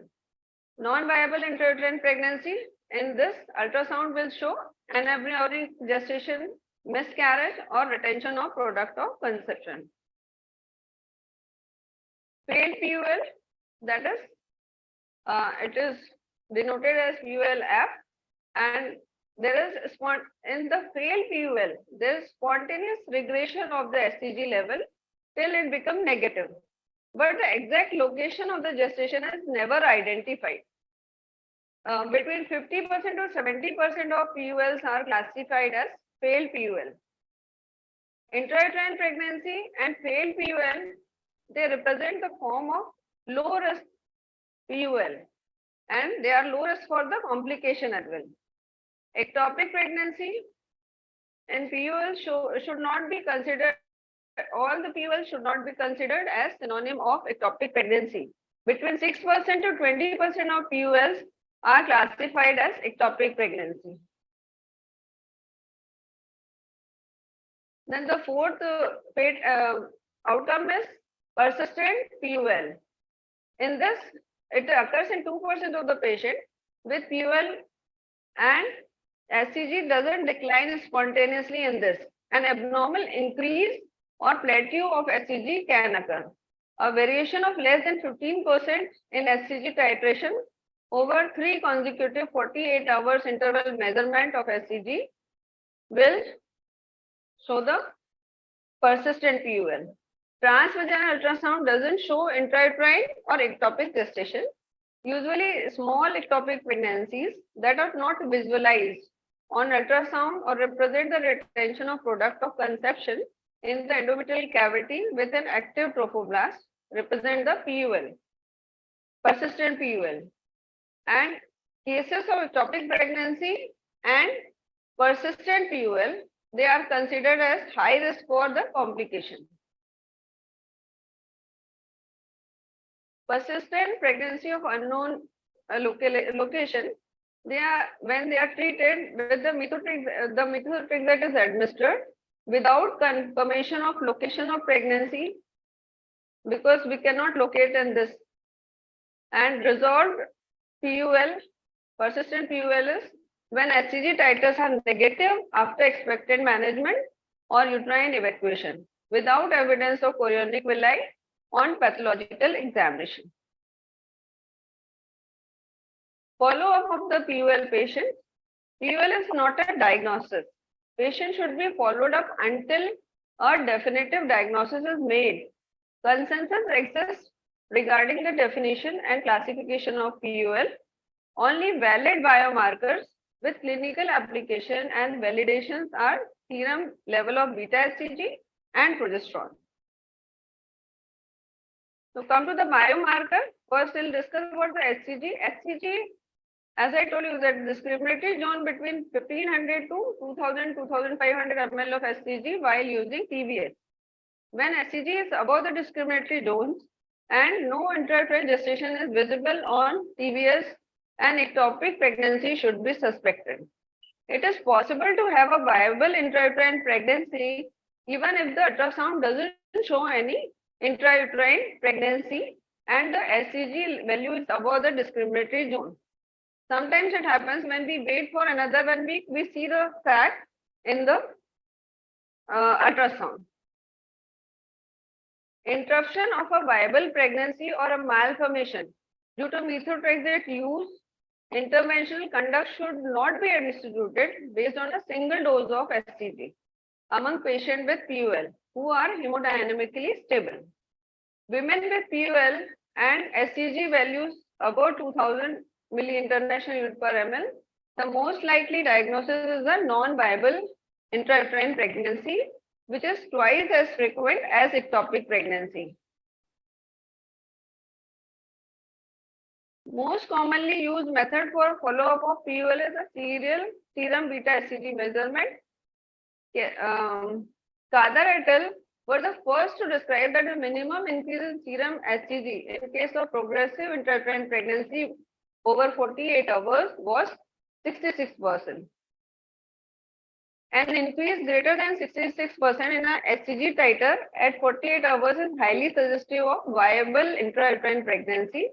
A decrease in HCG titers indicate a non-progressive gestation, and an HCG ratio of 0.87% suggests a failed PUL with a sensitivity of 92%. HCG titers increases by 66% or decreases by 13%, then the possibility of ectopic pregnancy or persistent PUL increases. In 15 to 20% of ectopic pregnancy, the titers, HCG titers over 48 hours, they're similar to progressive intrauterine pregnancy. So there could be 66% increase of the HCG titer in these cases, in 15 to 20% cases. In 10% of ectopic pregnancy, they show the HCG behavior at 48 hours similar to those of failed PUL cases. Sensitivity of HCG ratio. HCG ratio means HCG at 48 hours, after 48 hours, and HCG at 0 hours. So to HCG ratio, sensitivity of HCG ratio to predict an ectopic pregnancy range from 74% to 100%. Other conditions for elevated beta HCG are ovarian cyst, teratomas, gestational trophoblastic disease, non-gynecological sources of elevated beta HCG. So we should keep all these conditions in our mind as well. Other biomarker for PUL is serum progesterone. Serum progesterone level are a satisfactory marker of pregnancy viability. They are unable to predict the location of PUL. Progesterone level below 5 nanogram per ml are associated with non-viable gestation, and progesterone level above 20 nanogram per ml are correlated with viable intrauterine pregnancies. Most ectopic pregnancy present with progesterone level between 5 and 20 nanogram per ml, which limits its use in clinical practice to exclude the possibility of ectopic pregnancies. Serum progesterone levels are useful to identify patients with failed PUL. There is one new biomarker for PUL, that is inhibin A. Inhibin A level is significantly lower in cases of PUL that resolves spontaneously compared with the cases that result in ectopic pregnancy and intrauterine pregnancy. So lower inhibin A can be used as a biomarker for PUL. Prediction of outcome. There are two models which was given. They are the logistic regression model. M4 model to predict outcome of PULs as well as minimize the examination and follow-up of patient, and classified as low or high risk. It is based on the HCG ratio and to calculate outcome and classify patients. Insertion of the HCG values in the M4 model calculate the risk of PUL cases that results in ectopic pregnancy, intrauterine pregnancy, and failed PUL. This model classifies pregnancy of unknown locations as low risk if the estimated rate of ectopic pregnancy is less than 5%, and as high risk if the estimated rate of ectopic pregnancy is more than 5%. So according to this follow-up of the low risk cases, that is ectopic pregnancy risk is less than 5%, cases performed with a urine HCG test in 2 weeks or TVS transvaginal sonography within 1 week. But in high risk cases, the serum level of HCG measured and ultrasound is performed, TVS is performed every 48 hours. So this is for follow-up of the patient. Another model is model 6P, that is polynomial logistic regression model, and it involves two-step tests. Initially, we do progesterone, and progesterone level is performed. If the progesterone titers are 2 nanomole per liter, the patient is considered low risk, and follow-up is performed via urine HCG test in 2 weeks. In case of progesterone level 42 nanomole per liter, the second test that examines the HCG ratio. So we have to go for, once the level is high, then we have to go for HCG ratio. If patient uses progesterone supplementation, then test employs a variable. Similar to the M4 model, If ectopic pregnancy risk is more than 5%, then the case is considered high risk. If ectopic pregnancy risk is less than 5%, then case is considered as low risk. In high risk patient, again, we have to do the SCG, serial SCG and TBS every 48 hours. Clinical presentation of PUL, most of the patients, they are asymptomatic. There could be pelvic pain, vaginal bleeding, along with the positive pregnancy test. Investigation, as I told you that the chances of ectopic pregnancy is in 8 to 40% or up to 20% of cases. So before a final diagnosis can be reached, patient require multiple visits, frequent testing and consistent follow-up until the location and the viability of the pregnancy are determined and definitive management is performed. A systematic review and meta-analysis of diagnostic protocols for the management of PUL demonstrated that the M4 model was the best available method for predicting the outcome of ectopic pregnancy. Initial serum beta HCG and the 48 hours beta HCG ratio were used to measure the primary outcome, which was an accurate predictor of ectopic pregnancy. An expectant approach to PUL is considered. Most cases are low risk and can be monitored by expectant management with transvaginal ultrasound and serum HCG level in addition to serum progesterone level. Treatment. The laparoscopy is reserved for the cases of PUL with the symptom or sign of hemoperitoneum.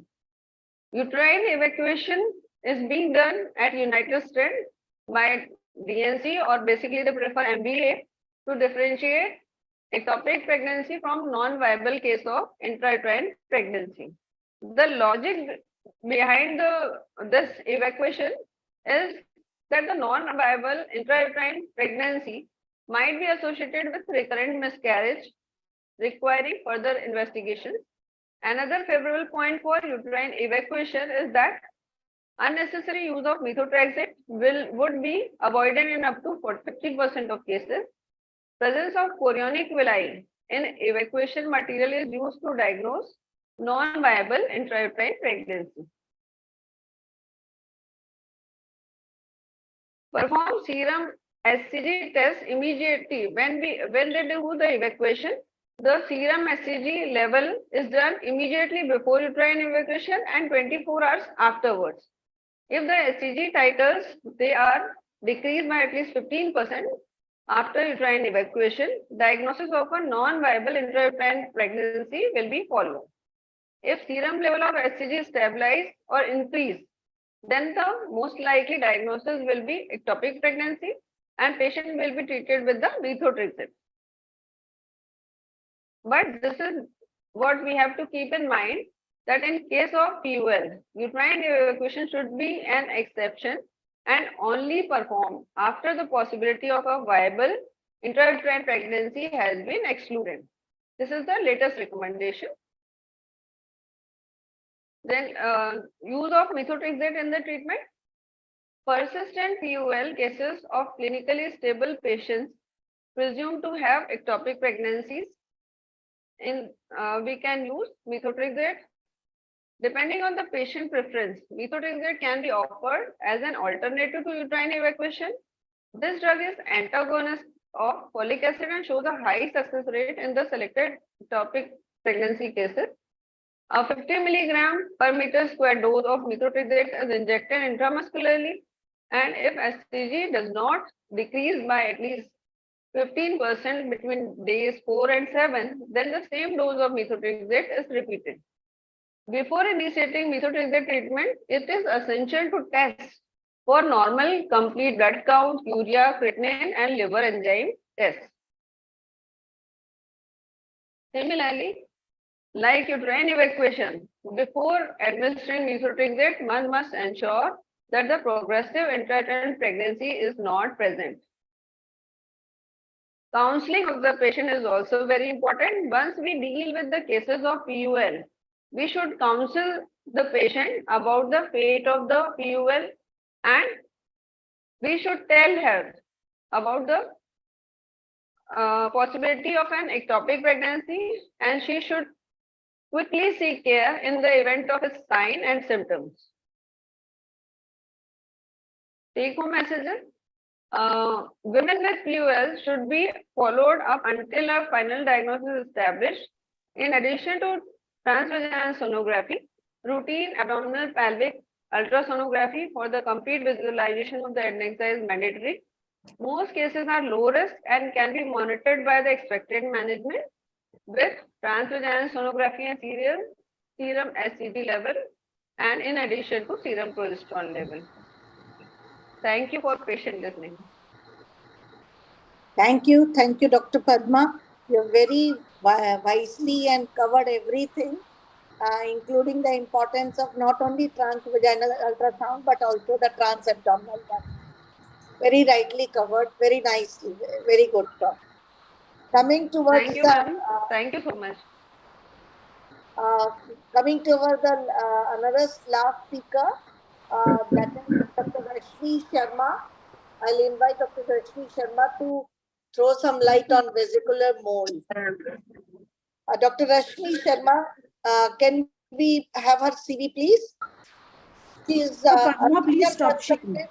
Yes, ma'am. Yes. Yeah, I'm Dr. Monica Pathak from Raipur, Secretary, Raipur Society. Welcome, Dr. Rashmi. Yeah, good evening, everybody. Good evening, everybody. First of all, I must thank Dr. Asha Jain for inviting me for today's session. I'm really thankful to you, ma'am. I've started sharing. Is it visible? Yeah. Before that, let me introduce you to everyone. Dr. Rashmi Sharma, she's a consultant, Apollo Hospital, Bilaspur, and she has got her special interest in laparoscopic surgeries as well as cosmetic gynecology. Right now, she's President Foxy Bilaspur. We welcome you, ma'am. Thank you, Dr. Monica. My slides are visible to you?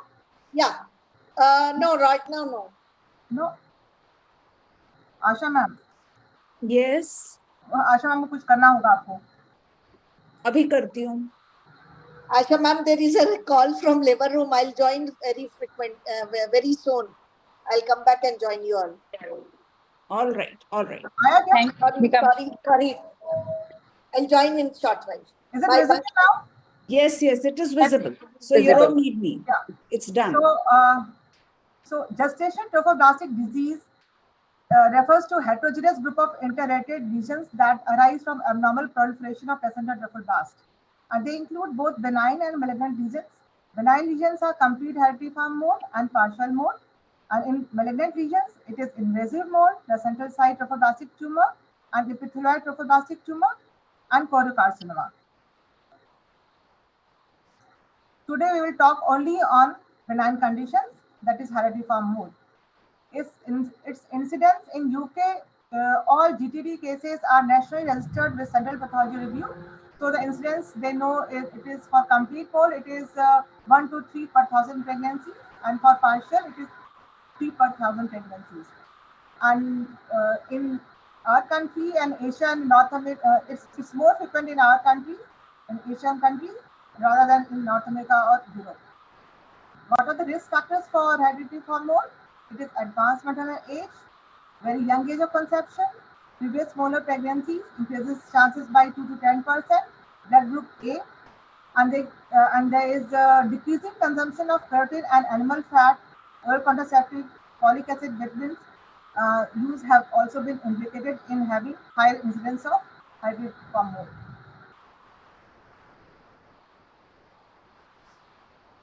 There is a short comparison between partial and complete herpetiform mole.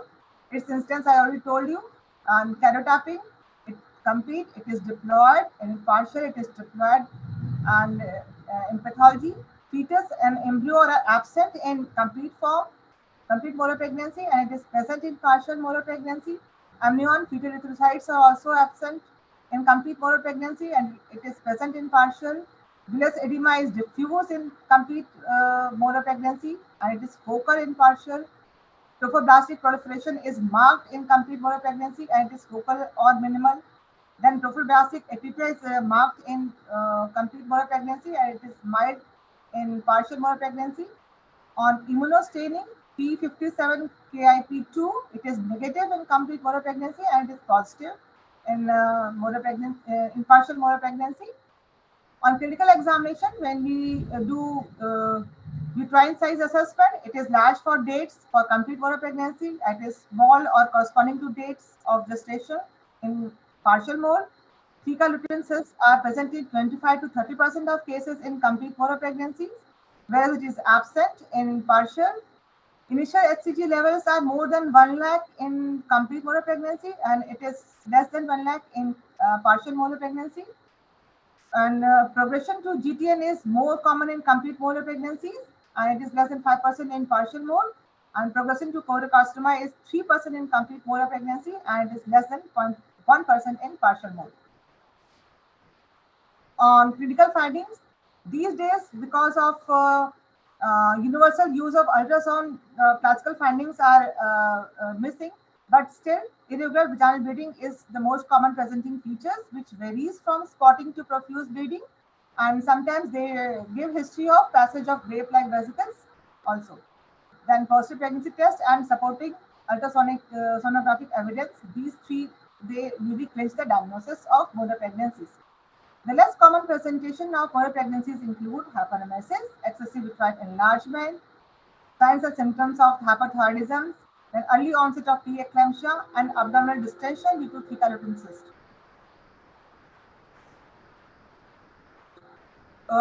Uterine enlargement is larger than expected for period of amenorrhea, usually in the cases of complete molar pregnancy, and it has got soft consistency and no fetal parts or hard sounds are detected in them. And hyperemesis is due to high levels of beta HCG. Fecal uterine cyst results from overstimulation of uterine elements by HCG, and usually they regress following evacuation of pregnancy. So we should do expected management in such cases. But sometimes cysts may undergo torsion, hemorrhage, or infarction occasionally. In that cases, we have to manage case to case wise.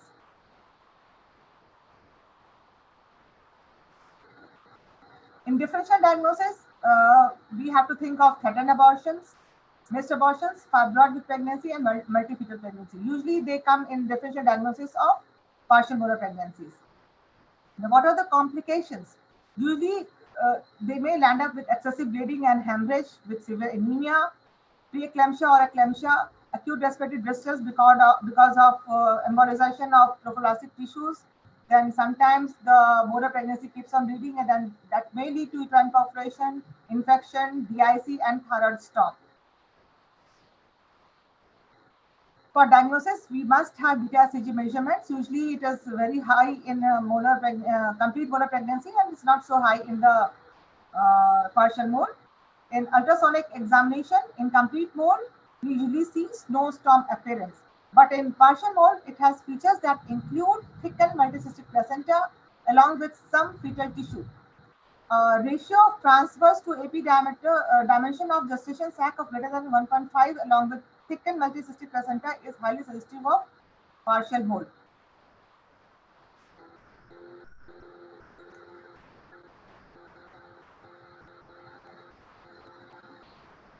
In histopathology, it is difficult to distinguish between early abortions, partial and molar pregnancies on the basis of just clinical, radiological, or histological characteristics alone at times.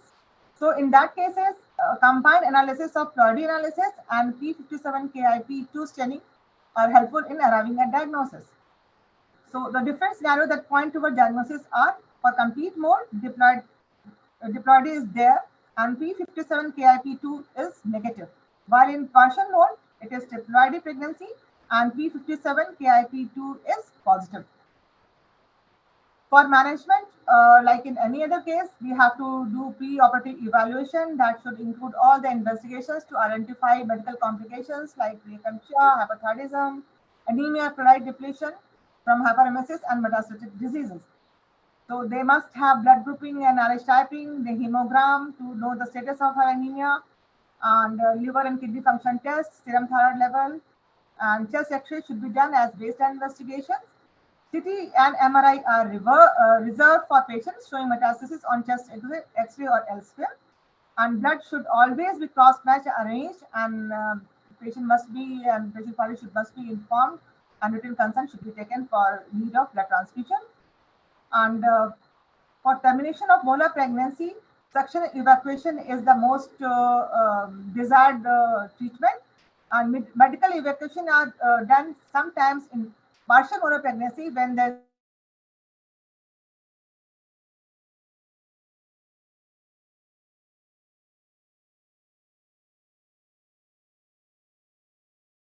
suction evacuation only. Oxytocic agents are not routinely used because of the potential to embolize and disseminate trophoblastic tissue through the venous system. And we must have IV access, adequate anesthesia should be there, and blood, as I said, blood products should be arranged before going for suction evacuation. Cervical priming to be done when the cervix is not ripe. In that cases, we must prime the cervix because we have to allow insertion of 10 to 14 millimeter of suction fluid. And usually, RCOG, they don't recommend prolonged preparation of cervix with prostaglandin because there is a chance of dissemination of trophoblastic tissue.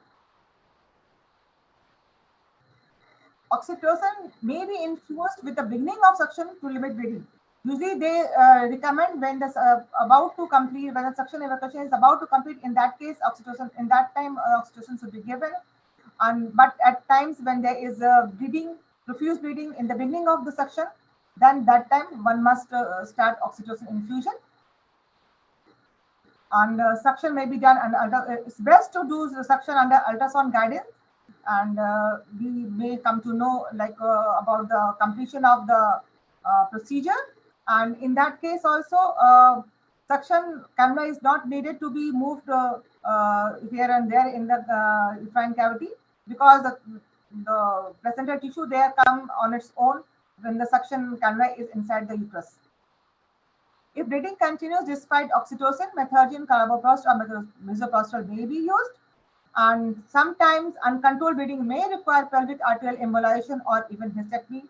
One has to resort for it.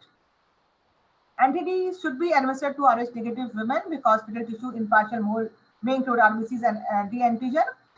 Complete molar pregnancy, they don't have RBC and the fetal parts are not there, so they don't need anti-D.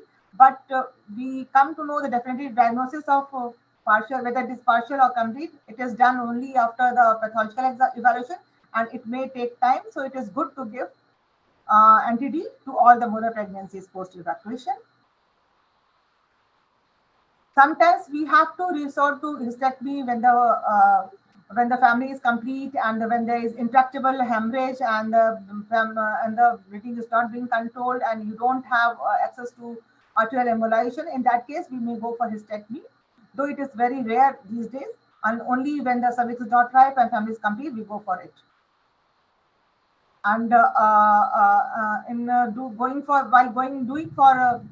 while doing hysterectomy, there is no need of doing surgery for thecal uterine cysts because they resolve spontaneously. Post-evacuation surveillance, patients need to be under close surveillance after the evacuation of the gestational trophoblastic disease, that is molar pregnancy. It is done by serum beta-HCG monitoring. First assessment should be done after 48 hours. Then after that, it is done weekly till 3 consecutive tests are negative. Usually it is by 7 weeks for partial molar pregnancy, and it is 9 weeks for the complete mole. And after that, it is done monthly for 6 months. During the surveillance period, the patient is asked to have to practice some contraceptive method, and it is good to have combined oral pills, and they are not advised to have IUCD, and they may use barrier method or combined oral pills. This is a short chart of the management of H-bole, which I have already detailed. While starting the case, we take the history, we do examination, do ultrasonography, and follow with the beta-HCG and do the baseline investigations. Then you assess the case. If the cervix is open, you start with the IV drip, and you start the procedure of suction evacuation. And when the cervix is closed, one must prime the cervix with misoprostol, danroprostol, or levodopa. And if the cervix is not dilated, then one may go for hysterectomy. And hysterectomy is very rare these days. And hysterectomy is done in selected cases like elderly patients, and perforating mole is there. When there is intractable bleeding, and the usually follow is up for 6 months. Thank you. Thank you, Rashmi Sharma ma'am, for this insightful presentation. This presentation helps our audience with your valuable knowledge and on molar pregnancy. And you have covered all the points very precisely. Thank you so much. In such a short time. Thank you so much. So thank you, chairpersons, Monica, Tabassum, and Sangeeta, for being here. And thank you all respected speakers, Dr. Nidhi, Dr. Vandana, Dr. Padma, and Dr. Rashmi, for actually taking care of the topics. I realized one of my mistakes, that I needed to be a bit more precise in giving topics, because we want only one aspect covered. It's a searchlight. So if it is more precise, it takes less time and it gives more take-home messages. So I think it's a good learning for me for next time. And now it's time for the panel. If our dear chairpersons would continue, I would be grateful. And we start the session now.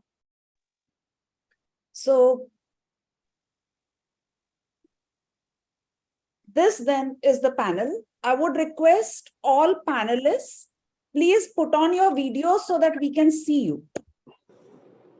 Yeah, thank you. Thank you, Dr. Sunita.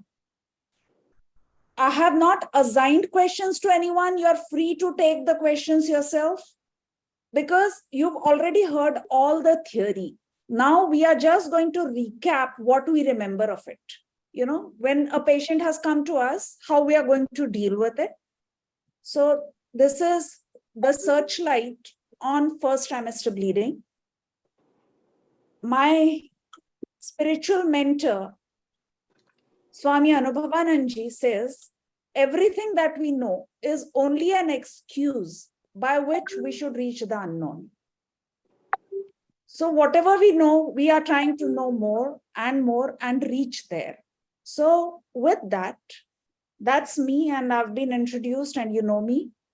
And these are my respected panelists. We have Dr. Kirti Kaura, who's the secretary of Bhilai Society, Dr. Nidhi Mishra, past president of Sagar Society, Dr. Rekha Singhal, who's the secretary of Riva Society, Dr. Dolly Mehra, past president Ratlam Society, Dr. Sunita Wadhwani, president Ratlam Society, Pratibha Makhija, who's the secretary of Bilaspur Society. I request you, please put on your cameras so that I can see you, and everyone is welcome to pitch in. So this is a chart that you've already seen. You have threatened abortion, inevitable abortion, complete abortion, incomplete abortion, and missed abortion. And it is all basically a sonographic diagnosis.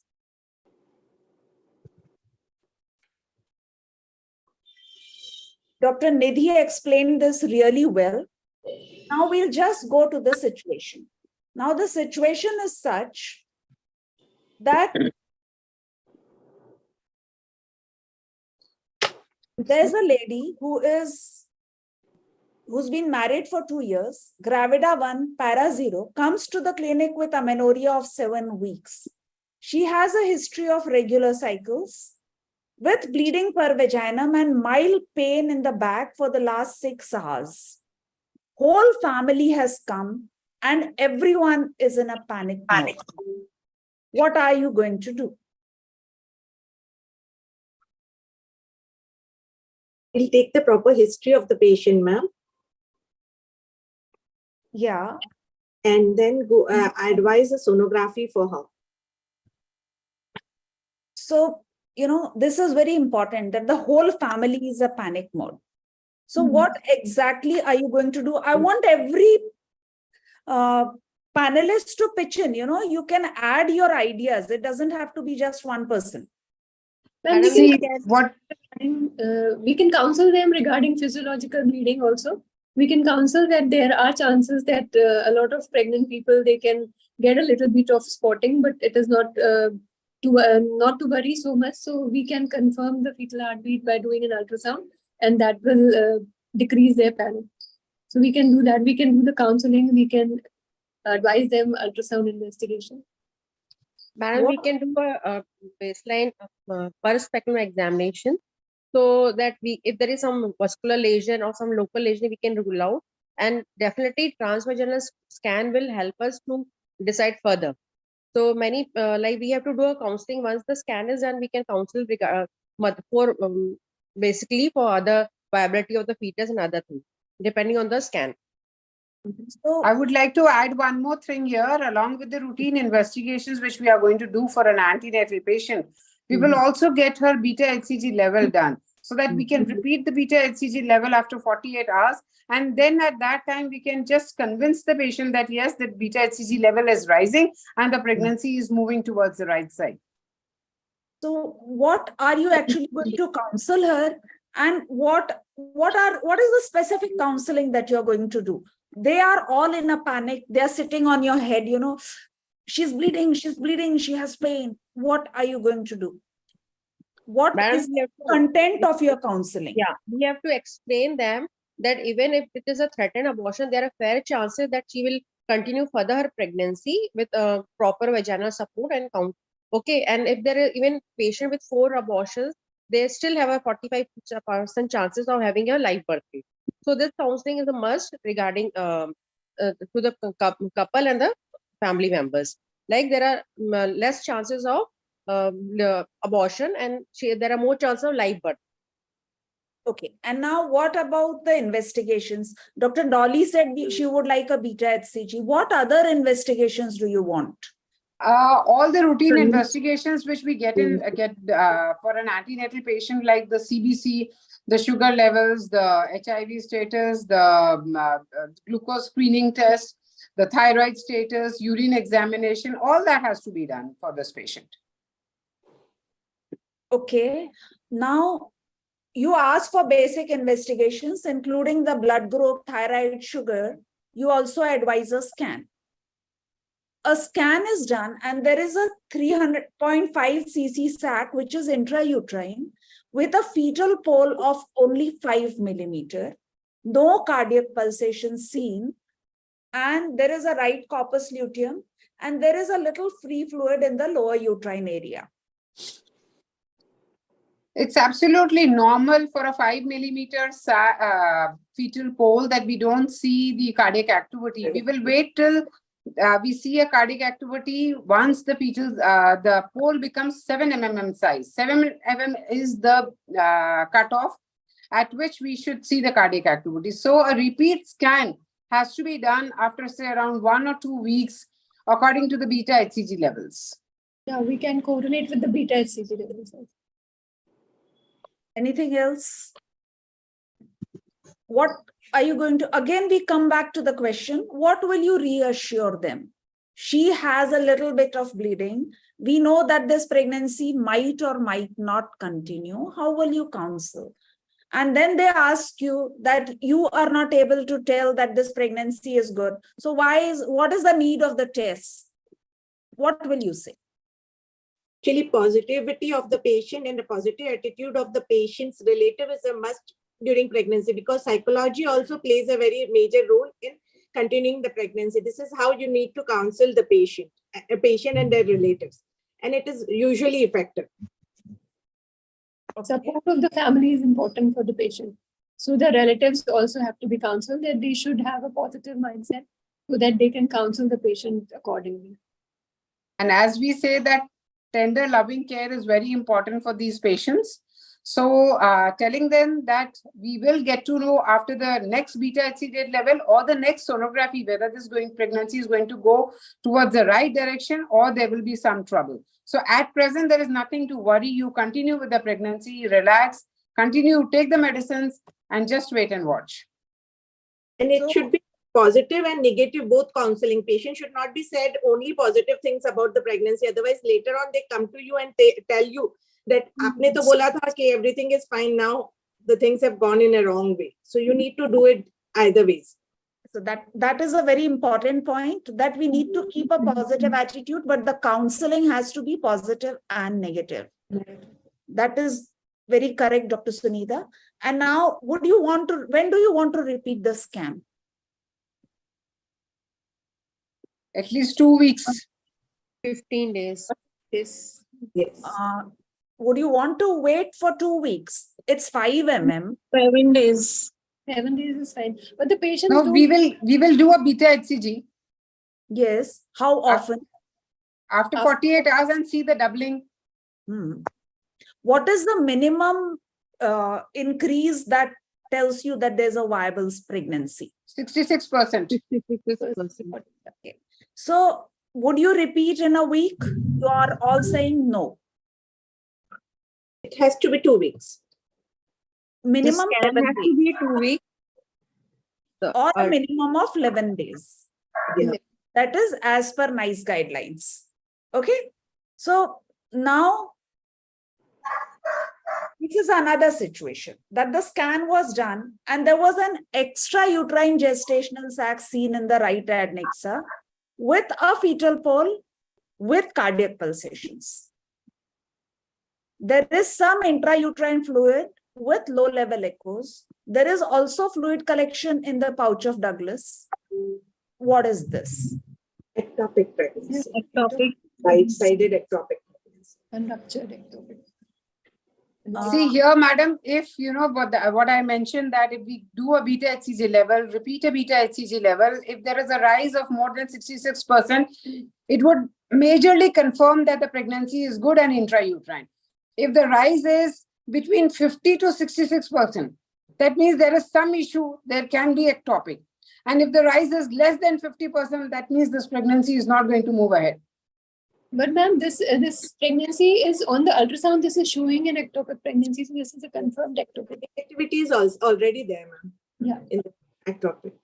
So now what is your counseling going to be? We need to explain the patient what is ectopic pregnancy. We need to tell them what actually is the ectopic pregnancy, and we should counsel them that this has to be terminated. And the types of treatment also, we have to counsel them regarding medical management and surgical management. I want each one of you to tell me what would be your preferred mode of treatment and why. Madam, we start with you. Yeah, Pratibha, we're coming to you. Yeah. Dr. Nidhi, what treatment would you prefer and why? Ma'am, this is an unruptured ectopic pregnancy. And so we can go for medical management, and it is a small gestational sac. We can But go you for are already seeing cardiac pulsation. Yeah, cardiac activity is already seen, so we cannot go for. We cannot go for medical management. Pratibha? Ma'am, because it is cardiac pulsation, I would just check the beta C level, but definitely I will go for the surgical management. I won't go for that medical management in this case. And there is also free fluid also a collection seen in the pouch of Douglas. So the preferred mode will be laparoscopy in this case. Laparoscopy. Dr. Rekha? Ma'am, laparoscopy, salpingectomy. Again, we come to salpingectomy or salpingostomy. It's a very difficult thing to answer. Actually, we have to again explain them that if we go in for salpingostomy, then there is a chance of repeat ectopic. If we go in for salpingectomy, then chances of ectopic from this tube will be minimal. Okay. See, these days, many patients, once you take out the tube, they have it in their head that that ovary is now wastage. So many patients will come to you. I have a patient who repeatedly says, my left tube is gone, so I cannot conceive from my left ovary. What is your experience about it, Pratibha? Yes, madam. Often they come, but I always check the other tube and I write my notes in the discharge ticket. See, and always have a positive counseling for the patient that with another tube also you can conceive, and many patients conceive also. The proper counseling is very much for these women. Okay. Dolly, you want to add something? Yeah, ma'am, it's they have to be properly explained, and a consent has to be taken for a salpingectomy, even if it is laparoscopic or salpingostomy, mentioning that there can be a chance of repeat ectopic if we go ahead with salpingostomy. And they can also be counseled regarding the use of IVF pregnancy. This ovary is functioning, and she can very well go ahead with an IVF conception. Right. Madam, we can, if there are, once we put the laparoscope, and if it is like in the tubal abortion case, and it is not unruptured, then we can do salpingostomy for and counsel them. And if it is really ruptured, then salpingectomy is the best for them. Okay. Okay. So, Dr. Nidhi, would you like to add something? Ma'am, you were asking that the patients say that their ovary is also not working. So we can counsel them regarding that we have removed the tube, but both the ovaries will be working. So ovulation can be there from both the ovaries. So No, it's that not is what they say, that it is a wastage because there is no tube to take the egg. Yeah, that is what the patients say usually. So we are done with an ectopic, and this is the image that you see. And then we have the guidelines. So these guidelines have been shown again and again. I don't think I need to show it once more. They've been discussed in great detail. So if you have a heartbeat, you're going to go ahead and do a surgery. Surgical management. But if you do not see a heartbeat, then Dr. Padma has explained it very well. I want one of the panelists to actually put it in short, in a 2-3 lines. That And medical management. Yes. Methotrexate. Methotrexate. When? At which level of HCG are you going to put it? Ma'am, less than 1500 IU. International unit. I'm a compliant patient, beta HCG level less than 1,500 international unit, and the mass less than 3.5 centimeters. Okay. Okay. Any addition anybody wants to do in this? Cardiac activity should be absent. Yes. And one more thing that Dr. Padma said, that sometimes you can't find the pregnancy. Not in this case. When you can't find the pregnancy, then what are you going to do? Your beta HCG is 1200. What are you going to do? No, we are going to wait and Are again you see the going to give sonography. methotrexate or not? Your beta HCG is 1200, but are you going to give methotrexate? That was the message Dr. Padma gave today. If the patient is asymptomatic, we can always wait and watch, ma'am. No, we can repeat the beta HCG after 48 hours and see the ratio. And if it is on the declining side, then we can give that medical management. Dr. Padma, are you still there? Madam, there is a thing like if a beta HCG is more than 1,000 international unit, you have to see the pregnancy, whether intrauterine or extrauterine. That should be seen. And at 1200, it should be seen. Whether intra or extra, you have to search for it. Okay. Now, what is a pseudo-sac? In pregnancy, many radiologists, when they do an abdominal scan, they will write that there is a sac in the uterus. Yes, it is a commonly associated with ectopic. Yes. Yeah. So it's basically not a gestational sac. And It's it is not a gestational sac. central in position. It is not eccentric. So these are the guidelines. And these are all the guidelines that we have, what to do. Don't depend on the date given by the patient. Now, this is a third situation. This is a pregnancy. Sonography has been done. There is an intrauterine gestational sac with 2 fetal poles. Embryos are 7 mm, and there is cardiac pulsation seen in only 1 embryo. There is some collection seen in the uterine cavity, though no subchorionic hemorrhage is identified. How do you explain this? Ma'am, the figure shows that there is a diamniotic monochorionic twin pregnancy. And the prognosis here is slightly poor as compared to diamniotic dichorionic with an absent fetal heart in one of the fetuses. So this has to be properly explained to the patient. And then we will do conservative management, wait again, and see for the pregnancy after 2 weeks. After 2 weeks, a repeat scan should be done. Now, if one baby is dead, many relatives will say, ki nahi, nahi, we go ahead with termination. So would you advise termination? No. Wait, we can. So does chorionicity have a role to play in your decision? Yes. If it is diamniotic, dichorionic, then we can always wait. Otherwise, we will not be waiting. It's an early 7-week pregnancy. So would you, if one fetus is dead, one embryo is dead, you would not wait? No, we can wait, but we have to explain the prognosis. That prognosis of a diamniotic monochorionic is not good as compared to diamniotic dichorionic. Not as good. Okay. So the content of the counseling will be positive and negative. Right? Yes. Now this is another picture. That there is an intrauterine gestational sac with fetal pole. The CRL is 8 mm. Cardiac pulsation is seen. There is no subchorionic bleeding. Lower uterine segment has some collection. Internal os is closed. So is this threatened abortion? Could be. Yes, ma'am. Could be. Could be. Means how do you actually define threatened abortion? We are here, there are all experts I really want to know. How do you define a threatened abortion? Threatened When abortion. any pregnancy is associated with some amount of pain, some amount of collection, that it is at that point that we say that it is a threatened abortion and the fetus is normal. The os is closed also. Os is closed. No, but there should be a little bit of subchorionic hemorrhage, right? If there is no subchorionic hemorrhage, would you still call it threatened abortion? It can be implantation bleeding also. No, but it's 8 mm CRL. It's 8 mm CRL.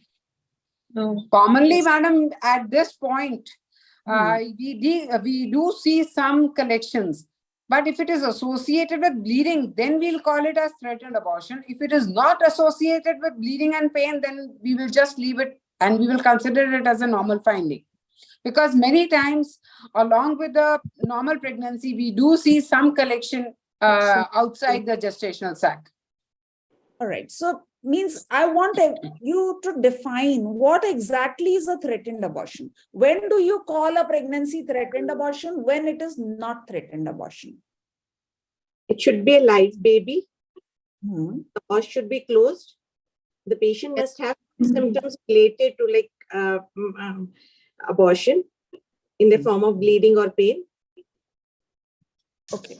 So now we've confirmed that this is a threatened abortion. So what is your plan of action? Counseling and a progesterone support will be better for this.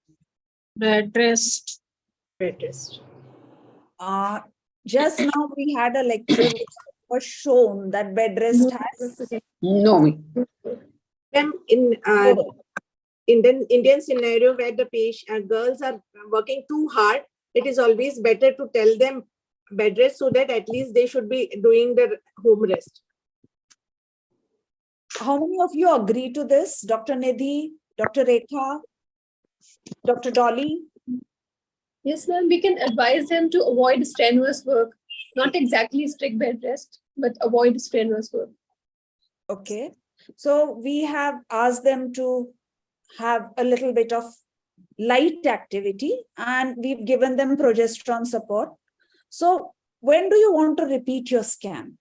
Or are you going to repeat your scan or not? After 2 weeks. Once the bleeding stops, then we can Or repeat else- it 11 to 15 days. So Or we've else already the patient becomes discussed. symptomatic. I mean, or the symptom. Or else if the patient becomes symptomatic or there is some increase in the symptoms. She starts bleeding profusely or something. Yeah. So means leave this picture aside. After 3-4, what are you going to counsel her when you've sent her home? You've written her progesterone and you've asked her to go home. Then what? If thing worsens, bleeding, if it starts bleeding profusely, she should report immediately. Yes. And you're going to give her a number for that?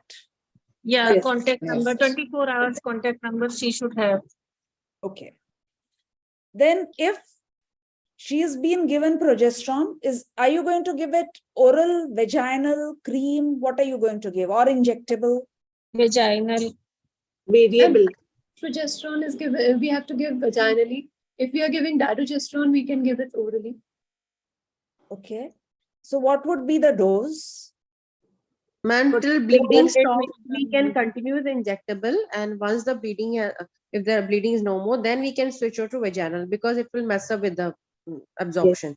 So vaginal progesterone around 400 milligram BD we can do, or Crenol gel once, like gel once a day is enough for them. Or 100, usually we give 100 milligram per day is the optimum dose for these women for supporting the pregnancy. Dr. Ma'am, Sudhir, if we are you wanted using to add? You wanted to I usually give dydrogesterone, and it is in the dose of 4 tablets set and followed by 1 tablet BD. Okay. Ma'am, 1 TDS for 7 days, then 1 BD for the 15 days or till the bleeding stops. So we give 4 tablets stacked on dydrogesterone 10 milligram, then 1 TDS for 7 days, and then 1 BD till the bleeding stops, till the symptoms are there. So dydrogesterone is proven to be better. Dr. Dolly, you want to add something to that? Ma'am, I will also add Ecosprin 75 milligram along with the rest of the management which has to be given. Definitely. Tranexamic acid also to control the bleeding. If she's not bleeding, then we don't need to add tranexamic acid. But I'll add Ecosprin 75 milligram. Definitely. Ecosprin 100 milligram. Depending on the weight. Dolly, Dr. Dolly, what is the role of 75 milligram Ecosprin? See, ma'am, my personal opinion is if the patient mother's weight is less than 50, I use 75. If it is more than 50 kgs body weight, then I use 150 milligram of Ecosprin. But the exact dose is 100. But we don't get 100 here in India. We get 75 or 150. Yes. So my opinion. So what I do is this. Ecosprin right now. What is the rationale? That's what I'm asking. What's the rationale of giving Ecosprin? Pratibha? See, madam, I don't support Ecosprin because often we have patients with bleeding, like implantation bleeding also, and if in certain cases we usually don't prescribe Ecosprin because often it is in the mind of the patient is a blood thinner, and obviously I would stop Ecosprin in such cases, and I won't prescribe separately again for this cases. The patient has to be explained at this point. That is what we use. I just wanted to know what is the rationale behind giving Ecosprin in such patient, like threatened.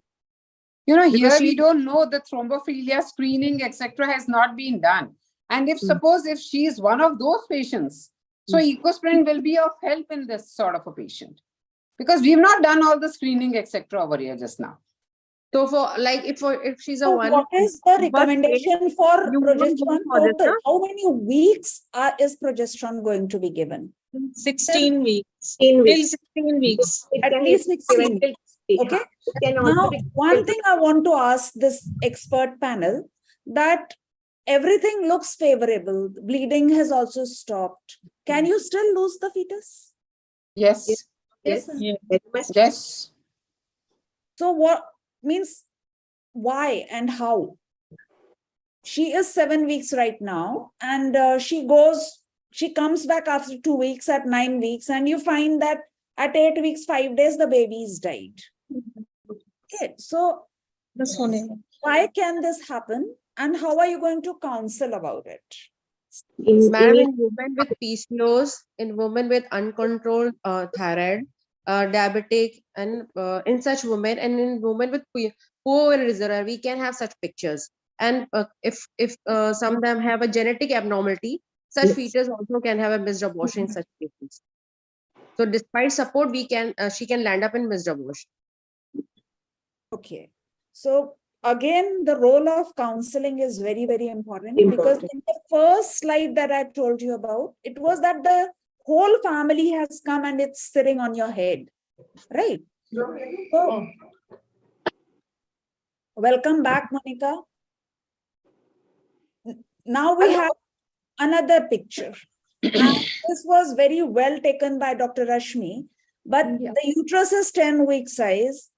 She is 7 weeks pregnant. Her dates are correct. The uterus is 10 weeks size. There is no gestational sac or fetal pole identified. The whole uterus looks filled with vesicles with snowstorm appearance. So what is the diagnosis? Identiform mole. Now, one question, this is a bit tricky.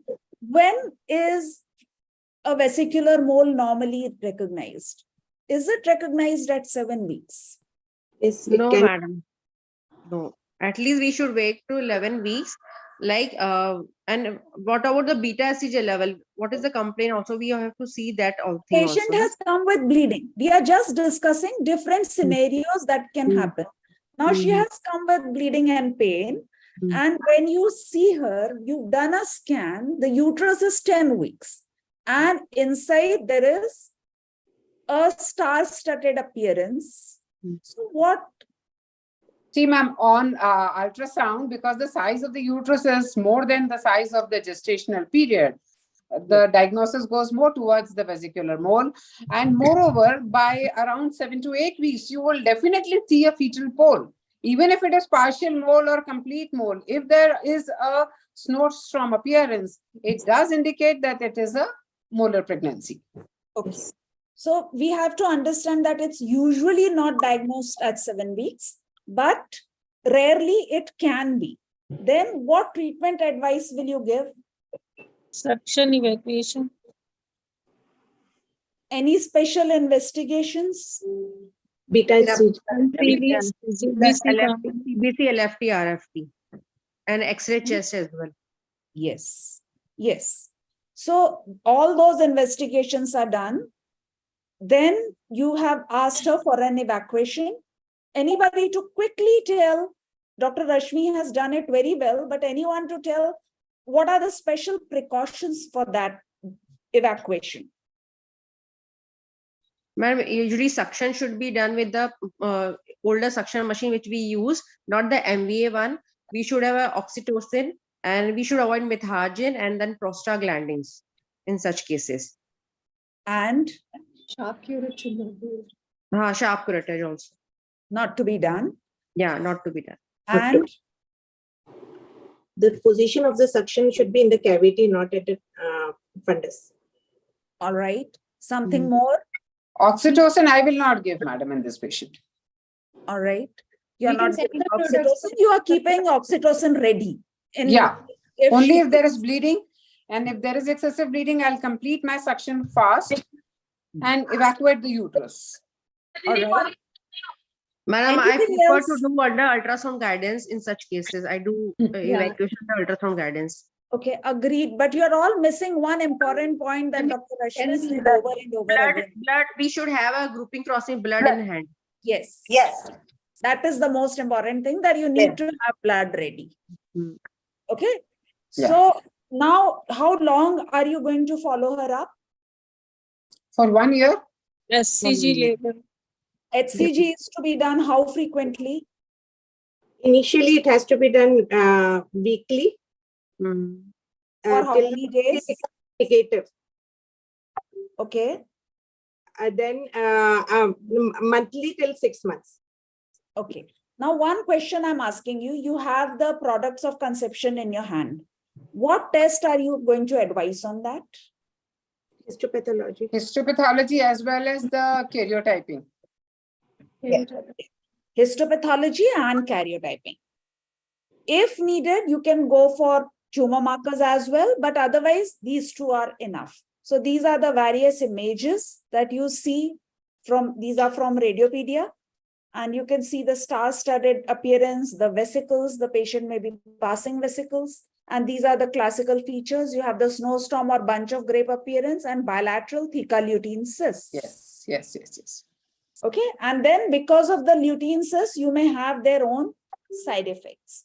So now I want each one present here to give a carry home message. A woman has come to you with first trimester bleeding. One take home message from each one before we end the session. Madam, I just want to tell the patient a proper counseling regarding the miscarriage, because often they have a negative feeling that any bleeding will end up in abortion. Because I am into IVF, we see many patients after IVF conception, they bleed, but we give them proper progesterone and support and counseling, and they carry further. So a proper evaluation and counseling is very much in this movement. Thank you, Pratibha. Dr. Sunita, ma'am. Proper psychological support of the family to the patient is a must. That is to be explained very well to the patient, and proper follow-up of the patient. Dr. Dolly. Yeah, compliance and follow-up for these patients is very important. Dr. Nidhi. Yes, ma'am. Patience is the most important aspect, because we have to be patient, and the patient also, we have to explain that she has to be patient. This bleeding does not stop all of a sudden, so it can continue. Some spotting can continue, and the patient should be patient and wait for the pregnancy to continue, because we cannot be certain that the pregnancy is viable or non-viable immediately. We have to wait for 15 days and then confirm. So patience is the key. Thank you. Thank you. And Dr. Rekha? And patient को council इस तरह से करना चाहिए कि किसी भी समय बैड न्यूज भी मिल सकती है और प्रेगनेंसी वायबल भी हो सकती है. काउंसलिंग अच्छे से होनी चाहिए. Okay. Or kuch, anybody wants to add anything? Well, All the people who are here, anyone wants to add anything? Are we done with the first trimester bleeding? Your patient is home carrying. Patient should have phone number, contact number of her doctor. And if evacuation is done, would you advise histopathology always or not? Always. If history of recurrent abortion is there. So would you advise histopathology or would you advise karyotyping? Karyotyping. Pratibha? Ma'am, a CGH microarray, I would go for further in this case. Exactly. If it is multiple abortions, you would go for microarray. But up to 2 abortions, you don't really need to do anything. That is as per guidelines. So anyone wants to add anything, or we finish this crisp panel where we've revised everything that our respected speakers have told us about? Anybody wants to add? Ask कि इस बार हुआ तो second time भी होगा क्या? We have to explain then if it is not always that you'll have this kind of miscarriage in the next pregnancy also. Very true. Very true. Very important point that we were missing, because they would ask about the next. Yes. And the incident.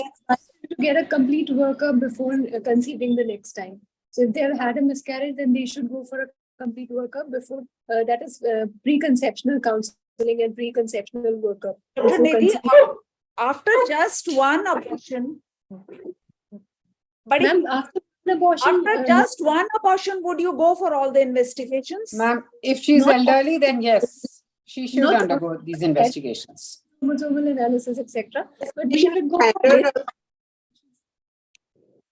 Okay. So anybody wants to add anything more? She should be counseled that how many months after she should be pregnant. Yes. After abortion. Madam, I always ask my patients once they are done with the evacuation to come on day 2nd or day 3 of their menses. So I can evaluate the uterine factor, ovarian factor, apart from the systemic investigation what we do. So depending on that, we can counsel her for further pregnancies, and we can put medicine according to that. Thank you. So thank you, my most learned panelists. And this is my request. Kindly support me and nominate me from your societies. I hope I haven't offended any of you. And thank you. Best wishes, madam. Thank you, ma'am. Best wishes, madam. Everyone, if you would just put on your videos, we would take a photo and then we can end the webinar. Asha? Ji ma'am, namaste. Very brilliant and crisp panel. And because there's no electricity, I am joining from my phone. Thank you, ma'am. Thank you. Very nice. Thank you, ma'am. All congratulations to all the panelists. Very well participated in Thank all you, the ma'am. answers. It's Yes. great that you listened in. Thank you so much. Ma'am, would you like to add something? Anything that we might have missed? Yeah, I mean, when we talked about the recurrence and all, I just wanted to say that whenever, suppose we have to do DNC or she ends up in abortion, complete abortion or something, and if I like to put them on contraceptive, instead of telling abhi avoid karo and all that, it's better because it will regularize her cycle. So just tell her that this is given to have your regular cycles on, and it's better to give them OCP, because otherwise sometimes they come again and again, 2-3 abortions in a very quick succession. Very That's right, it. you said, ma'am. Yeah. Other carry home ma'am एक चीज और message. है ma'am, patient should be counsel की next pregnancy में she may give normal birth. She should not be disappointed. Yeah. Always to be positive. Positive thoughts should be there. Yeah. That's why Yeah. teacher Add something? points are very important. Rightly pointed out by Abha Singh ma'am and Rekha ma'am. The person want to add something? Thank you, ma'am. Unmuted. Any patient who has got one abortion, maybe 2 abortions, 6 abortions, they can still have a normal pregnancy without any investigations. Even RCOG says that don't investigate until. So that is also a very important point, because they do conceive and they do have a normal viable deliveries after having 3 abortions also. Investigation after 3 abortions definitely to be done, but once it's up to the disposition of the gynecologist. And I'd like to add one more thing, like we had a oration by Jaideep Taksar, in which he has rightly pointed out that we all had a habit of products of conception to be sent for genetic testing. All this broad way of testing should be avoided nowadays. It doesn't carry any sense. So I think everybody's had their say, and I thank everyone, all of you, my family, for being with me, for being ready to participate in this first webinar of Searchlight. Thank you, thank you, thank you. Thank you, ma'am. Really have no words. And we are all of us here are with you in your journey, committee election. So I hope everybody agrees to it. Yes, very right. We wish you all the best, ma'am. All the best, ma'am. All the best, ma'am. Thank you. Thanks a lot. So I carry all those wishes with me. I thank our respected guest of honor, Abha Singh ma'am, to be here. I thank Dr. P.K. Shah sir, who was also listening in, all the chairpersons, speakers, and also all our panelists who have, though the program got late, but they didn't lose interest and they have really participated in a great way. Thank you, Corona, for being here with us till the end of the program. Thanks a lot. Thank you, ma'am. Namaskar, Shubh Ratri. Rekha ji अंधेरे में कैसे आ गई? मैं on the way थी तो अब जा रही हूँ. Okay. Okay. Bye, ma'am. Bye. Good night. Thank you, ma'am. Thank you, Asha.